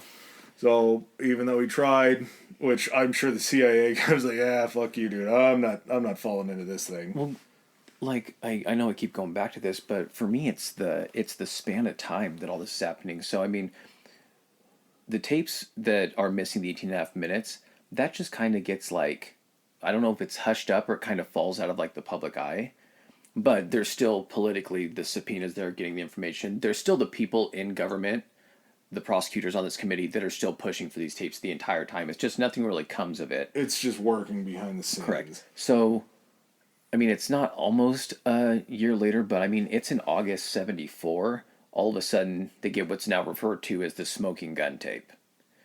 And what this tape finally discloses was that Nixon knew of the initial Watergate cover-up. And he knew of the payments that were going out to try to hush them up. Because at one point, I think during that smoking gun tape, when they're talking about money to keep the people quiet that have already been arrested, I think he says something like, "Don't worry about that. We can raise up the extra $1 million or whatever we need," which is about as incriminating as it gets. No, and I mean, they even make references to Watergate. They try to kind of, it sounds like they dance around it. They kind of say, hey, you know the thing that we're dealing with, you know this, and they think they're being sly about it. But there's enough evidence on it, especially with Nixon having the conversation, that it discloses that he knew very early on about the cover-up. He may not have known about the plan to break in and all that kind of stuff, but as soon as he was informed of that and the cover-up, he was eventually, what would that? He was an accessory to it. Yeah, he was a co-conspirator. Correct. Yeah, co-conspirator. So on August 8th, 3 days after that, he announces his resignation on TV. Which looks sad. He still fights to the bitter end. He still says that he didn't do anything wrong, that the tapes didn't make him look guilty, but now he wants to put the interest of the people in front of Yeah, his own personal interest. I don't want to be a distraction for the American people. The other thing too, the reason he had to resign, he was going to get impeached for it. There was already articles written against him that after this tape came out, they had almost like unilateral support, like or bipartisan support, enough to easily impeach him and force him to resign, kick him out of office. His approval had dropped so low with the people that they knew that it was coming. He had no power in Congress at all. Yeah, he had no one that would be. The rats were jumping overboard. They weren't going to go down with the ship. They weren't going to be the ones that said, no, I'm still on his side. Let's not impeach him. So, and, with this information now out that he knew about Watergate, 3 days. Took 3 days for him to be like, someone finally, do you think it was him or do you think it was finally just someone standing up and be like, dude, this, like, no, it's done. There is no way that you can come back from this. There's no recourse. You have nothing that you can. There's no plan B. They're at plan X already. And you got to try to. You got to, of course, try what he tried and be like, listen, I'm still not guilty, but since this is such a big deal and it's distracting all of America from getting stuff done, I'm going to go ahead and take the hit for it and step back. Well, and he's what a year into his second term. He's. Yeah, that's why I think if you think about it, because Gerald Ford was his VP. Gerald Ford was his VP that took over, but his original running mate, Spiro Agnew, did you look into that fella? No. Oh, boy. So besides having an awesome name, it would have been pretty cool to have a President Spiro, but it sounds like, what you always hear, like someone like with a Greek name. It sounds like a Michael Scott Greek character. Yeah. Isn't it? Yeah, okay. Isn't Spiros his, yeah. So, at this point, before, I guess not at this point, I keep saying that, this dog color thing's going to work wonders for me. But at a time before Nixon resigns, there is a look into Spiro Agnew because he used to be a, let's see where it is. It says, in early 1972, George Beall, the United States Attorney for the District of Maryland, opened an investigation of corruption in Baltimore County involving public officials, architects, engineering firms, and paving contractors. Beall's target was current political leadership in Baltimore County. There were rumors that Agnew might be involved, which Beall initially discounted. Agnew had not been county executive since December 1966, so this was a ways back. Any wrongdoing potentially committed while he held that office could not be prosecuted because of the statute of limitations had expired. The investigative reporters and Democratic operatives had pursued rumors that Agnew had been corrupt during his years as a Maryland official, but they had not been able to substantiate them until 1973 when Agnew heard of the investigation and had the current Attorney General, Richard Kleindienst, contact Beall. And they ended up proving that he was still, while he was in office, Agnew had already met with both Nixon and Haig to assert his innocence. On August 1st, Beall sent a letter to Agnew's attorney formally advising him that the vice president was under investigation for tax fraud and corruption. Matz was prepared to testify that he had met with Agnew at the White House and given him $10,000 in cash. Another witness, Jerome B. Wolf, head of Maryland's Road Commission, had extensive documentation and detailed, as Beall put it, every corrupt payment he had participated in with then Governor Agnew. So it kind of establishes that Nixon surrounded himself with a certain type of people, just naturally. Absolutely. Yeah. This guy was still, as Vice President of the United States, I don't know what their salary was at that time, he was still taking $10,000 payments from these guys back in Maryland who were just handing him money for these different contracts. Well, and here's the other thing, too, is, with the Gerald Ford thing, it's also going to kind of explain a little bit maybe about, again, the kind of people that were attracted to Nixon. Of course, he's not going to be... He wasn't Nixon's choice, or maybe he was, but of course he would have had to get the green light from the Republican National Committee and all that stuff. So, September 8th, a month after he announces his resignation on TV, new president Gerald Ford gives him a full pardon. Such bullshit. What's the incentive? Like, is it... Because this ends up staining Ford's presidency. Like, this is one of the big things. We talked about, like, Nixon's fuck-ups. the huge fuck up on Ford's presidency was that he pardoned Richard Nixon. I'm sure there was a little, like, I feel bad for the guy, but... Do you think it was to save face for the party in itself? They were like, listen, man, the party, like, needs to... People... If you're not someone who would look into this, just cursory, and you kind of heard about Watergate, you kind of heard about Nixon resigns, you don't pay a lot of attention to politics, but then someone tells you, you know enough to know that he might have did something bad, resigned, now Gerald Ford's president. But then you hear Gerald Ford pardon him, you're like, oh, maybe he didn't do anything bad. I think it was that, but it was also, once he gives them that blanket immunity and says that this isn't going to happen, all those investigations stop. All the Senate hearings stop. Everything is just. So I'm gonna give you professional courtesy. You're gonna get a pardon, but the other reason also is because now we're not investing all this time in all these other things, and I can have people do what I want to do. We can try to move our country forward past this. So, and then it obviously, I'm not saying it was the main reason, but it's got to be a contributing factor because Ford loses the next election. So to Jimmy Carter, yeah, who was also a one-term president, so wasn't like he lost it against somebody that was uber strong and stayed with the love of the people. It was just anybody but this guy. So I guess, big congrats to Frank Willis for all of this. He gets the MVP of Watergate. Here's a question. If you had to, because all of this stems from the break-in and getting caught and everything like that, kind of what we were kicking around about, trying to envision a person in this scenario who is like stoned. Yeah. If you had to say who during the break-in, that whole group of guys, who do you think you could go ahead and say was probably the most likely to be stoned?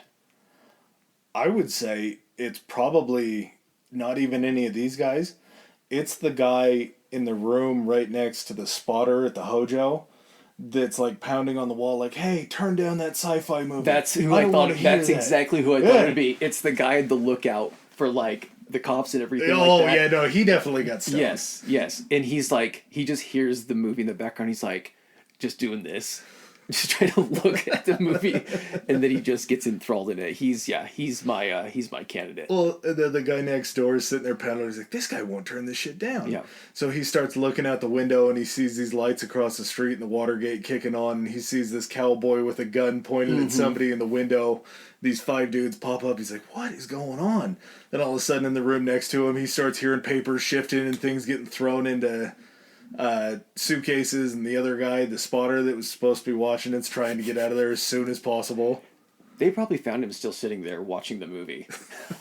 Hey, dipshit, where were you? Yeah. It was a good part. This does not make Richard Nixon look good on its own, the Watergate thing, but from what you were telling me about him as a person, his views on, what was it that he said about the reasonable reasons for abortion to be used? Well, yeah, it's if it's in situations of rape, or if you have like a black guy and a white girl, or black girl and a white guy. It was something like that. Yeah, so he says, I know there are times when abortions are necessary, he tells an aide. I know that when you have a black and a white or a rape, I just say that matter-of-factly, you know what I mean. There are times. So he looks at race relations as abortion's bad unless a rape occurs or unless we have a child who is going to be coming from 2 different parents. He had his anti-Semitic comments about needing to investigate, what was it, the Jewish people who were like funding his investigations against him, or... Yeah, these are just hard to read because it's just so terrible, but he says, know the big Jewish contributors to the Democrats, could we please investigate some of those cocksuckers? That's all, just them. The way that he looks at things, and these are all caught on recordings that these same tapes brought forth. Mm-hmm. Him and Billy Graham are talking, where is it? In a tape-recorded 1972 Oval Office conversation between President Richard Nixon and Reverend Billy Graham, the nation's best-known preacher agreed with the stream of bigoted comments Nixon made about Jews and their perceived influence on American life. Graham says, The stranglehold of the Jews in the media has got to be broken, and the country's going down, or the country's going down the drain. Nixon replies, "You believe that?" Graham replies, "Yes, sir." Nixon says, "Oh boy, so do I. I can't ever say that, but I can believe it." Graham, "No, but if you get elected a second time, then we might be able to do something." So they're going back and forth talking about how the Jews run the media and about how they're their biggest targets. This is coming from a guy who, they're unsubstantiated reports, but there were multiple people that came out and said that Nixon actively beat his wife. He actively beat Pat, which these things are going on inside the White House. Well, here's the thing: is if you're capable, and I'm not making that that assertion or anything like that, but when you get down to it and you see how these people are flawed, like on a human level, like this, how much faith does this lose? Like when you see, and I don't know what the perception of presidents was at the time prior to him. I would assume you're coming off like Eisenhower, you're coming off JFK. Your perception of the president has got to be high. Like these people are the best we can put in this position. Yeah. You get to this, and does that whole just facade of like, though these guys are the next level of people, they know what they're doing, we need to trust them to lead, and that just shits all over all that. How do you are now like, nope, this guy's a fuck up just like my neighbor that I know and I don't associate with. Well, and for a guy who signed something as crucial to women and other genders as Title IX, something that is it's pro-women. But then it puts everything into question. Like why you look for the ulterior motive and why he did that. Well, and then after he does that, he says, "I'm not for women in any job. I don't want any of them around." He said, "That's why we don't have any of them that work for us." Like, you go out and do one thing, and then you're caught saying something that's just completely... So there's got to be an ulterior motive between, you're doing these great things, but then, what was also being done aside from these things that were so great. Well, in a lot of the things that Creep did were all plans that they had put in place when they were going through and trying to infiltrate counter-protesters to the war. Mm-hmm. There were all these different measures that they took to try to take down anybody that didn't believe the same things that they did. So it wasn't like this was just out of thin air that they started creating these plans. They just started using them instead of political and social adversaries, they started using them against direct political opponents.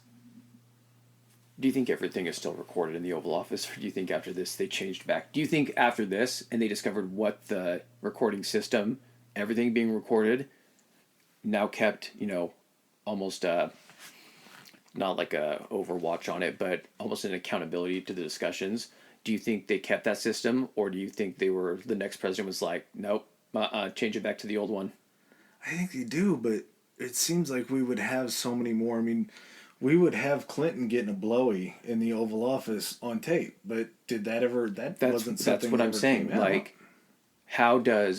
is it the choice of the president? Because, like you said, this was done in this situation with Nixon because he was an alcoholic, and he wasn't reliable enough to know when to go ahead and click that thing to start the recording. Now it has to be selective. It's got to be, because you would have so much, like you just said, you would have times when things would be getting subpoenaed, and I doubt that executive privilege shit's going to go ahead and shake out in a lot of situations. So it's got to be selective. I just don't see it. How do you sell that? That's got to be a hard sell, especially if Congress had any say that. Be like, yeah, we know you caught the last guy doing shady shit because of this, recording system, but I'm not going to do shady shit, so I'm going to go back to the old one. Is that good? I promise I'm a man of integrity that you don't have to worry about this stuff.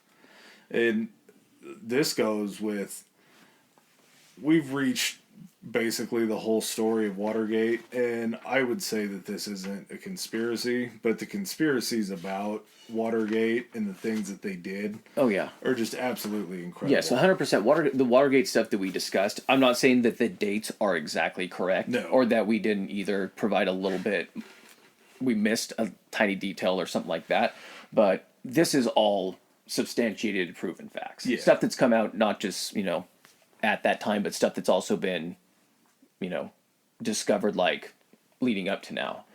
But some of I do like two of the conspiracies kind of stand out for me. One of them, we were talking about the Martha Mitchell one. Yeah. That one sounds very, very believable.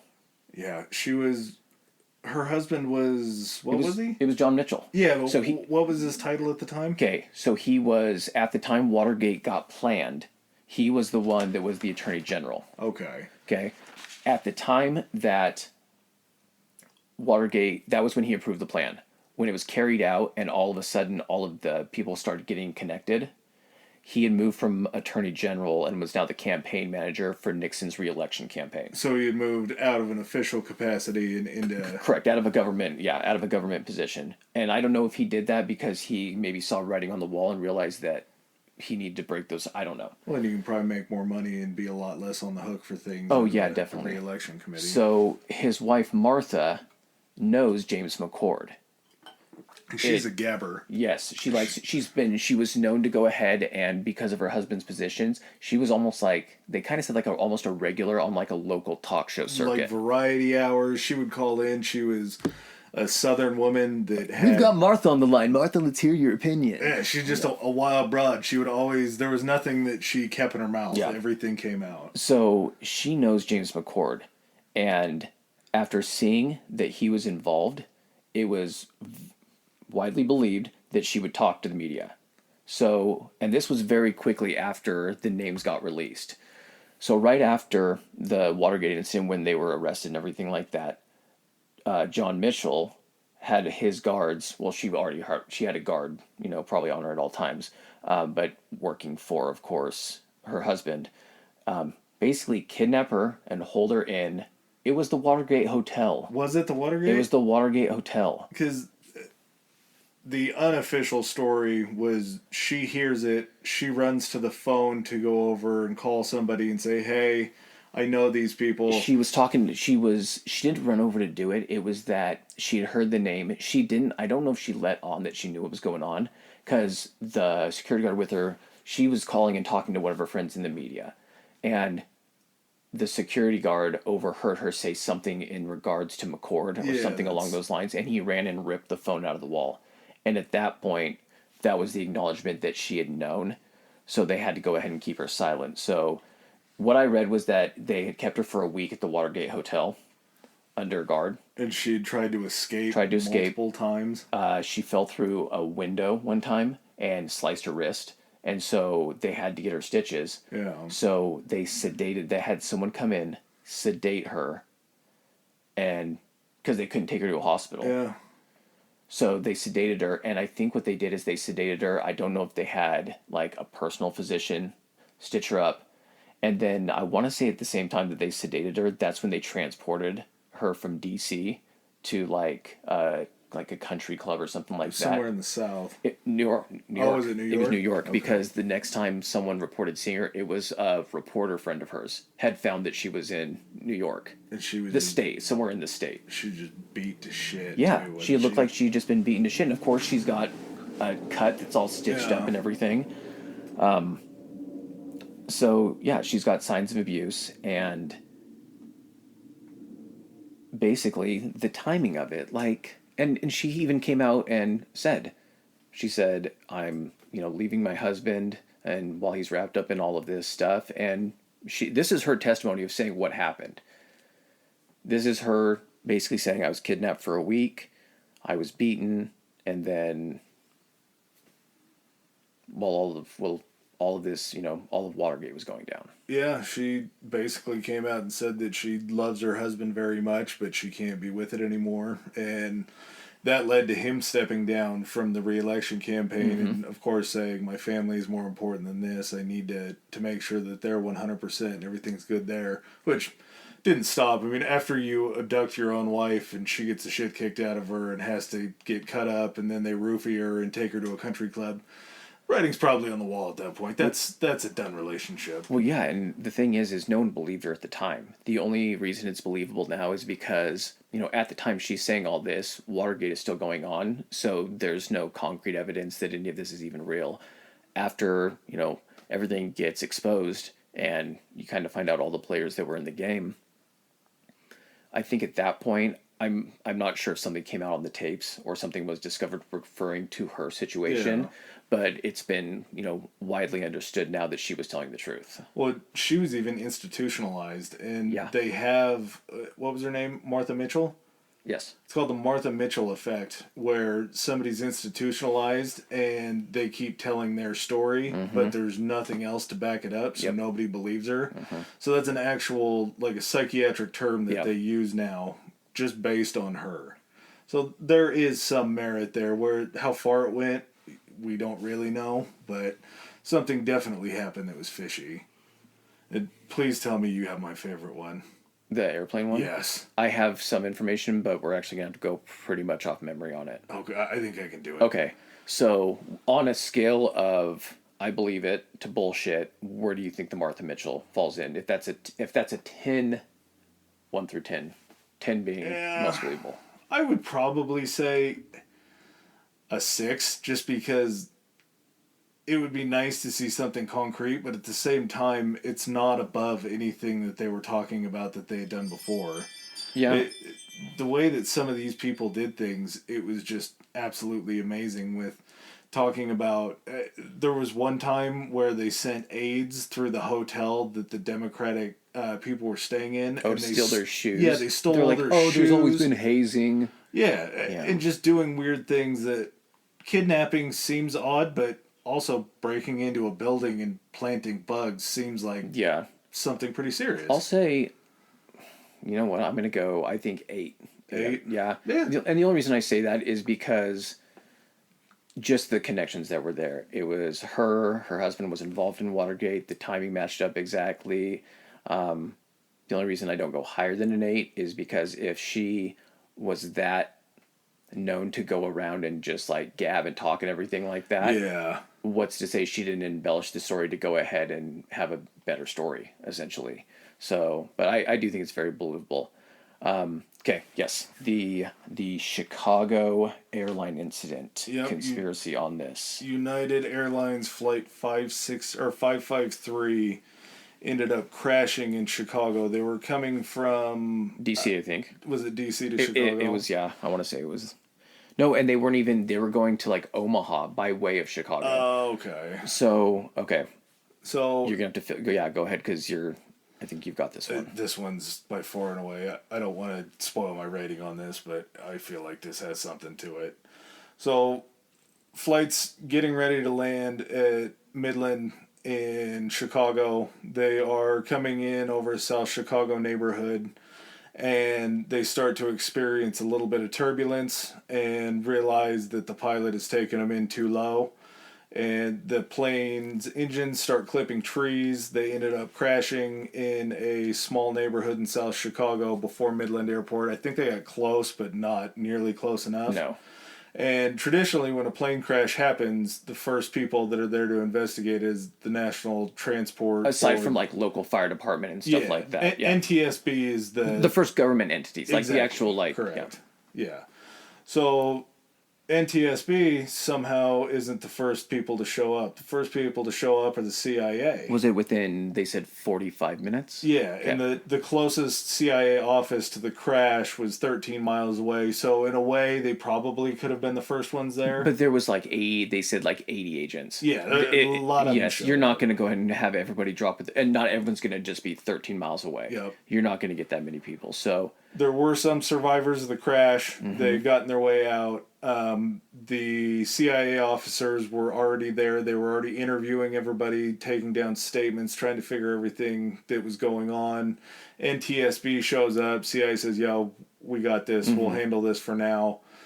And inside the wreckage, they found Howard Hunt's wife, who was Dorothy Hunt. She had died on the plane, and in her possession, when they found her purse, they found $10,000 in cash in her purse.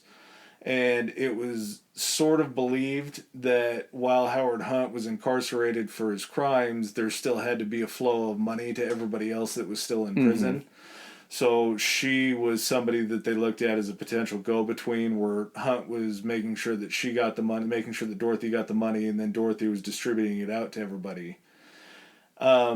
So they think that there was a chance that there might have been some foul play going on. And going through that even deeper, there was a CBS reporter that was on the plane that went down as well that also died. And some of the people that lived through it, some of the people at the previous gate before they took off, had said that her and Dorothy were having conversations on the jetway to walk down into the plane. So whether that means she was spilling, she was turning over, it was anything that she was doing with a reporter. Could it technically been a reporter that had recognized her and was trying to get information from her, being like, "Oh, hey, you're so and so," because she wasn't like at that point she wasn't widely known. No, I'm sure she would get seen just because there were probably pictures on the news of her and her husband out as his trial was going on and that kind of thing. Yeah. So she wasn't famous, but somebody probably would recognize her. And a reporter, somebody that's looking into it, correct, yes, absolutely sees her. So my favorite part of this is the pilot scenario. Yeah. So all of the flight crew died. I'm gonna mess up. I'm sorry. I'm gonna mess up the casualties. I'm gonna try to ballpark. It was something like 18 people survived. It was a good chunk, and 40 died. And I think there were 54 on the plane, and it killed some people that were on the ground like 2 below. to 4, like only 2 to 4 people on the ground. And a golden died. retriever. Yes, and a golden retriever. That. Or, That's no, it was actually a German Shepherd. Yes, it was one of that. So they end up recovering the pilots, and as part of it was the crash was chalked up to pilot error, coming in too low. This guy was a heavily seasoned pilot with they said I'm gonna probably lowball it here, but I want to say 80,000 hours of flight time, and he'd specialized in the 737. It was a 737, right? Yeah, he'd specialized in that plane. So they had tested the flight crew. So you have 2 pilots, and then I think at that point you had a third one. I'm not sure if you still have a third on a plane now, but you had your pilot and your co-pilot and a third person in the cockpit. They did a toxicology on him and found out that the main pilot, this guy that had all this experience, had a blood level of 4 times the legal amount of arsenic. It was arsenic in his system. So, and the other 2 guys in the cockpit, none.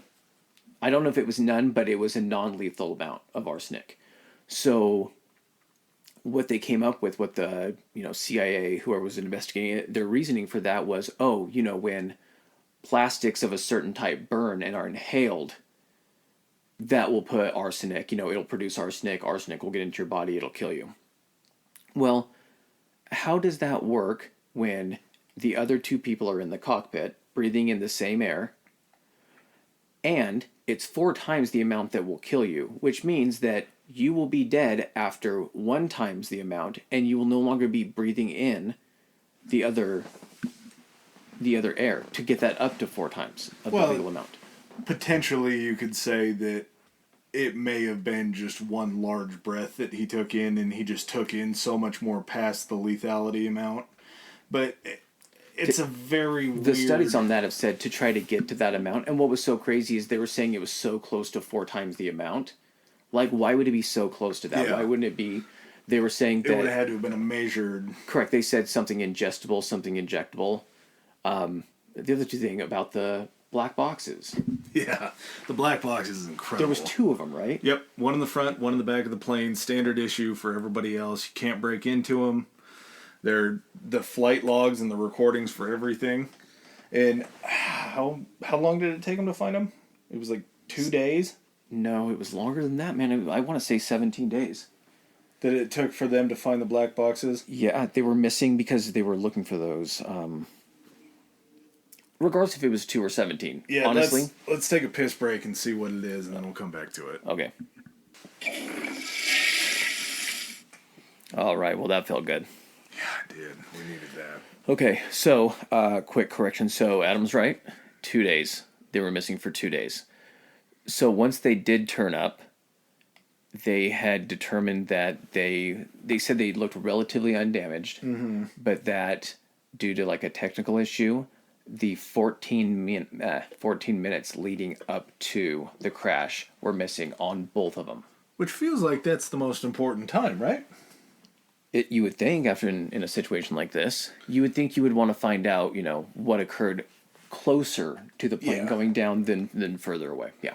And the thing that kind of puts it to a point to me that seems like there was a little bit more at play was the head of the NTSB board at that time was a member of Nixon's cabinet. He had put people, at one point, he had gone ahead and branched out to put people in charge of every, like, department that had the ability to investigate him or had ties to Watergate, Yeah. didn't he? He kind of Yeah, spread out and put his leadership in charge. He made sure that there were people in the room that had his best interests at heart. And of course, once it gets turned over to NTSB from the CIA and they say, hey, we've done our due diligence, we've looked, there's nothing here, then the guy that was a Nixon guy comes out and says, yeah, we concur, there's nothing crazy. Hey, we got this report, what happened on, the flight and everything. I was like, I'll take it. Yeah.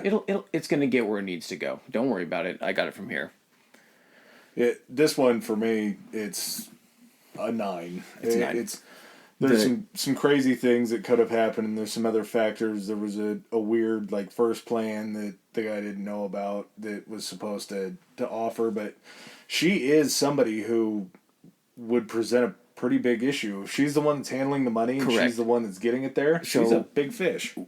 So, like we were just saying, so the Martha Mitchell thing, she wasn't even involved in this.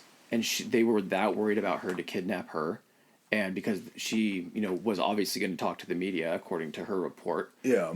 This woman is actually involved in it. And the Martha Mitchell thing had happened just right around this time. It was before this. So they already saw what happened with one loose end and what they had to do to tie that up. Imagine if someone actually had information, not just I know that McCord guy. I've seen him before. Someone that's actually involved in the transfer of money, payoffs. It's crazy to think, part of me doesn't want to believe that it's likely that this happened, because that would mean someone had to go and make the determination that all these other people needed to die. Had no idea how many people, probably had a guesstimate of how many people were going to die on the ground, to go ahead and cover their asses. That to me is horrible enough to make me be like, okay, conspiracy on this one, I want to make it like a 2 or 3.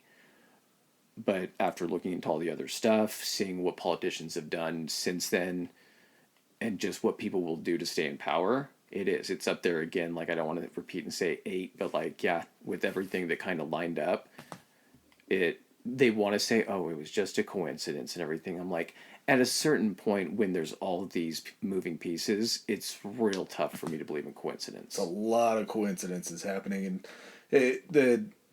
the knock against the Mitchell thing was she was a very boisterous person and would say a lot of things to grab attention and do all that, which it's not on her. She had a pulpit, people would listen. But Hunt's wife did not have any of that. She was somebody on the ground that had her skin in the game, and she was probably trying to figure out how to get out of it because she knows that her husband's in jail right now too. Correct. And, looking at it like you were saying from the perspective of talking to that reporter, maybe she didn't know the reporter, but maybe she did. And they were going on a flight because that afforded some level of maybe privacy. There could be certain passengers on a flight to overhear things.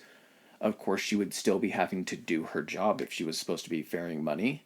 But at the same time, with all of the information that the government had on all these people movements, if she was talking to the media, she may have thought she was being sneaky, but she could have been found out, and they could have known for a while that she was doing this. Yeah. This kind of makes me want to backtrack just a little bit to the Deep Throat thing. One of the things that I thought was awesome, it sounds ridiculous, but you then really think about it, was how Woodward and him would meet up. Oh, yeah, the flower pots? Yes, because of no one was going to go ahead and provide this information in writing or over the phone or anything like that. So when Deep Throat, what's his name again? I'm looking back to see what his first name was. William.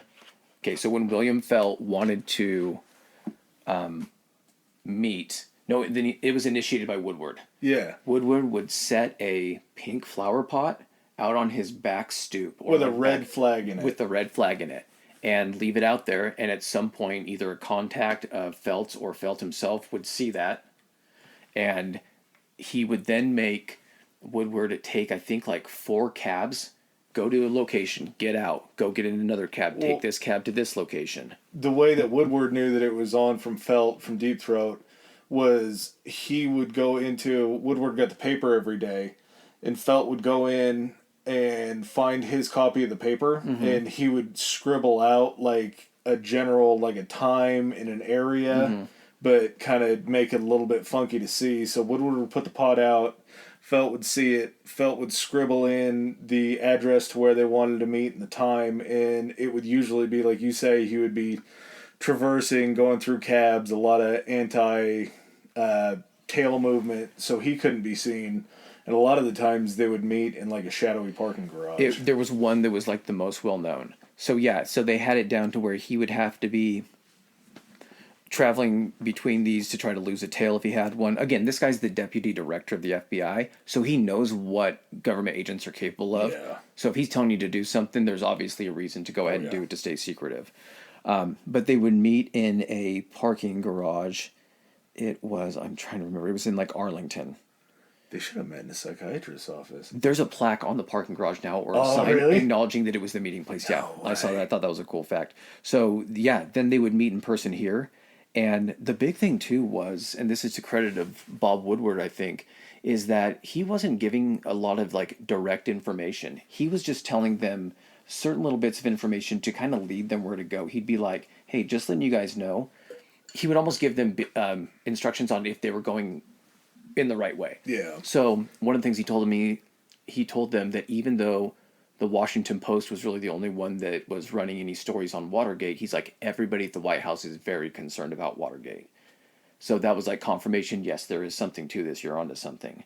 Everybody's pissing down their leg, there's probably more. Correct. Here than... He isn't, and he's the one that also, like I think you said earlier, he's the one that said to look into Hunt. Yep. He's like, maybe take a look into this guy. Yeah, and it was all he gave him was a name and then a phone number that didn't go anywhere. Correct. So he decided to call the White House. It was just these little tidbits that Woodward and Bernstein, as 2 guys that were just out there, 2 reporters, they did all this legwork, and they definitely couldn't have done it without Felt's guidance. Oh, no. But it wasn't like he was walking them through it. No, definitely not. I mean, he's not. That's probably why also that he's not as well known in this.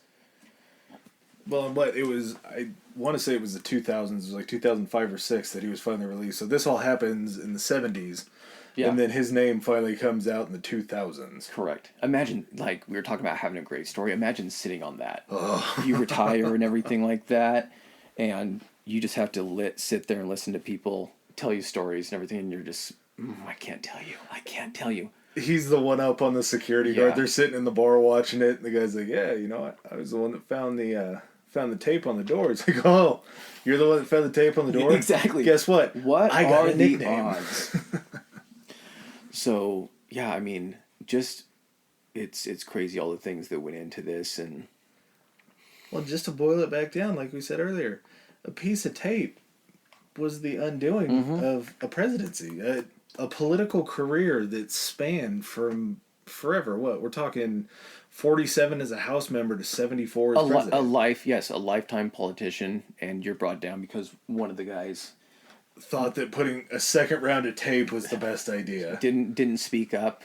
I would have. Yeah, you just want to look at that and say, like, hey, maybe we just leave the building this time. Yeah, maybe, hey, let's try it next week. Let's try it tomorrow. Let's not do this. And that's the thing. Is one guy who forgot the tape, the other guy got distracted watching Super Babes from Blarnoth 7 or whatever it was. There's so many other ways to go, and I'm not, as not a career criminal, this is my thought. When Nixon finds out that they know about the tapes, is it going to be worse on you if you just smash them? Oh, yeah. But yeah, then the words that you said don't go out. You can say, you can make it's like the Bradygate. That's the other thing. It's guilt by action.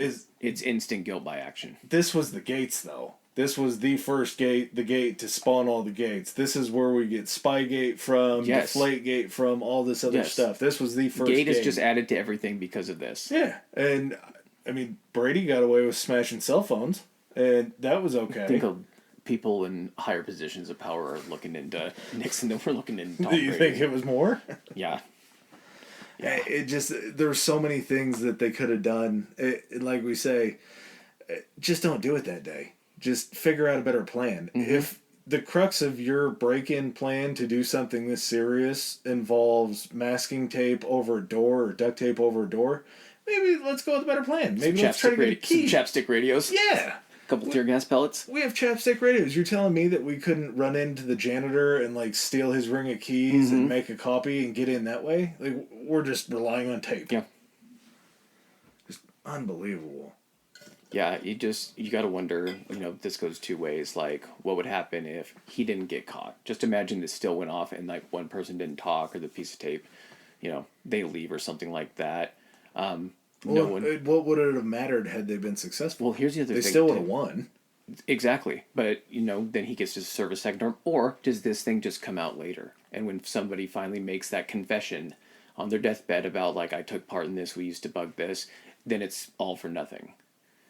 Yeah, I mean, Nixon ended up living a fair amount of time after that. He didn't die till 1994, so he was still doing interviews after he left. The movie that we had talked about, the major motion picture that they had made, Frost Nixon, was an excellent movie if you're looking for something to see and you're interested on this topic, because it was a very legitimate interview that David Frost did that, I mean... He never admitted guilt in this. No.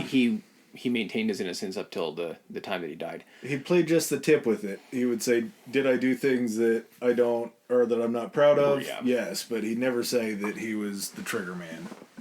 And, you look back at this, and one thought I had was, how did you expect this to work with so many people? Yeah. There's a lot of moving parts here. There's a lot of people. You got to get the hush money out there. You have to do everything else. Not just that, but I mean, you need, like, okay, I get maybe 5 guys because you took 5 guys the previous time and it worked, so you don't know any better. But so you got the 5 guys that are breaking in, you got the lookouts, you got the guys in the cabinet that know about this, and then you're going to go ahead and expect, I would love to be a fly on the wall to know what they offered the guys to go ahead and maintain being quiet. Well, and their price just kept going up. Oh yeah, they kept saying we need more. And at what point are you in prison? 2 years out of a 20-year sentence? Are you like, I'm either not going to survive in here, or by the time I get out of here, what's to guarantee that the money that they promised me is going to be waiting for me? Yeah, I got a roommate that wants to play mom and dad in our room here. Hey, I need to get out of this. Can pen and paper, please? I need to write the judge a letter. Well, yeah, not to mention, these are a bunch of Cuban guys, and we talked about the idea that they were used kind of specifically because of the anti-sentiment. Those guys in prison aren't going to do well. No. Depending on who they're in prison with and who knows what, but they're probably going to be looked upon. They don't have the same color skin. Yeah, it's no wonder it failed. Yeah. When you really look at all of the pieces put together, I'm just surprised. The biggest thing for me is I'm surprised how long it took to all implode.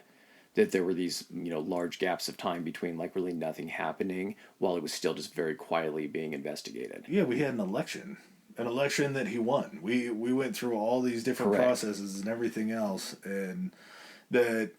Like, we were talking about trying to get our timeline straight, that I'm not a crook speech in November of 73 to him resigning in August of 74. That's a long window of time. It's almost a year. It's... And then you look at the contrast now between what is covered so heavily in the news, like little things like what are they wearing? The 24-hour news cycle that just never stops. I know. Yeah, I think had it been this day and age, I don't know, with people pushing back against the press and saying what they're writing is not true, how long it would have gone, but I feel like it would have probably been buttoned up a little bit faster nowadays. Yeah, no kidding. All right, guys. Well, that's going to be it on us covering Watergate. If you like what you hear, tune in, listen to our previous episode, and listen to all future episodes. Got anything? Just thank you. Thank you for listening. Stick with us. We're new to this. I hope that you're enjoying it, but we're just going to get better, and it's going to get deeper. We're going to get into a lot more crazy stuff. This is crazy. We're borderline bottom on this. We're going to be getting into some very fun topics. All right, guys. Stay tuned. All right, guys. Thanks again for listening. Hey, episode 5. That's actually kind of it's a big deal if you've been here already for 5 episodes and you've listened to them all. Or if you've just listened to this one, you know what? Thanks just for listening at all. If you do like what you hear and you do want to follow us, our social media handles are on Twitter. We're at Historically High, high being HI on Twitter. And then on Instagram, Historically High Pod, so historically HIGHPOD. And we'll usually throw up some memes about upcoming topics and kind of let you guys figure out what we're going to be talking about. Also, you can just get a hold of us on there too if you want to drop us a DM or send us a message. You can also email us any questions you guys might have, suggestions for upcoming topics, and we'll see what we can do for you. It's going to be at historicallyhighpodcast@gmail.com. Again, for those of you that are listening, this is just something fun that we're doing. We really enjoy doing it, and so we hope that we find some people. Doesn't even have to be a lot of people that enjoy listening to us BS. And again, we're looking for your feedback. If you have anything that you want to hear us discuss, hit us up. Later.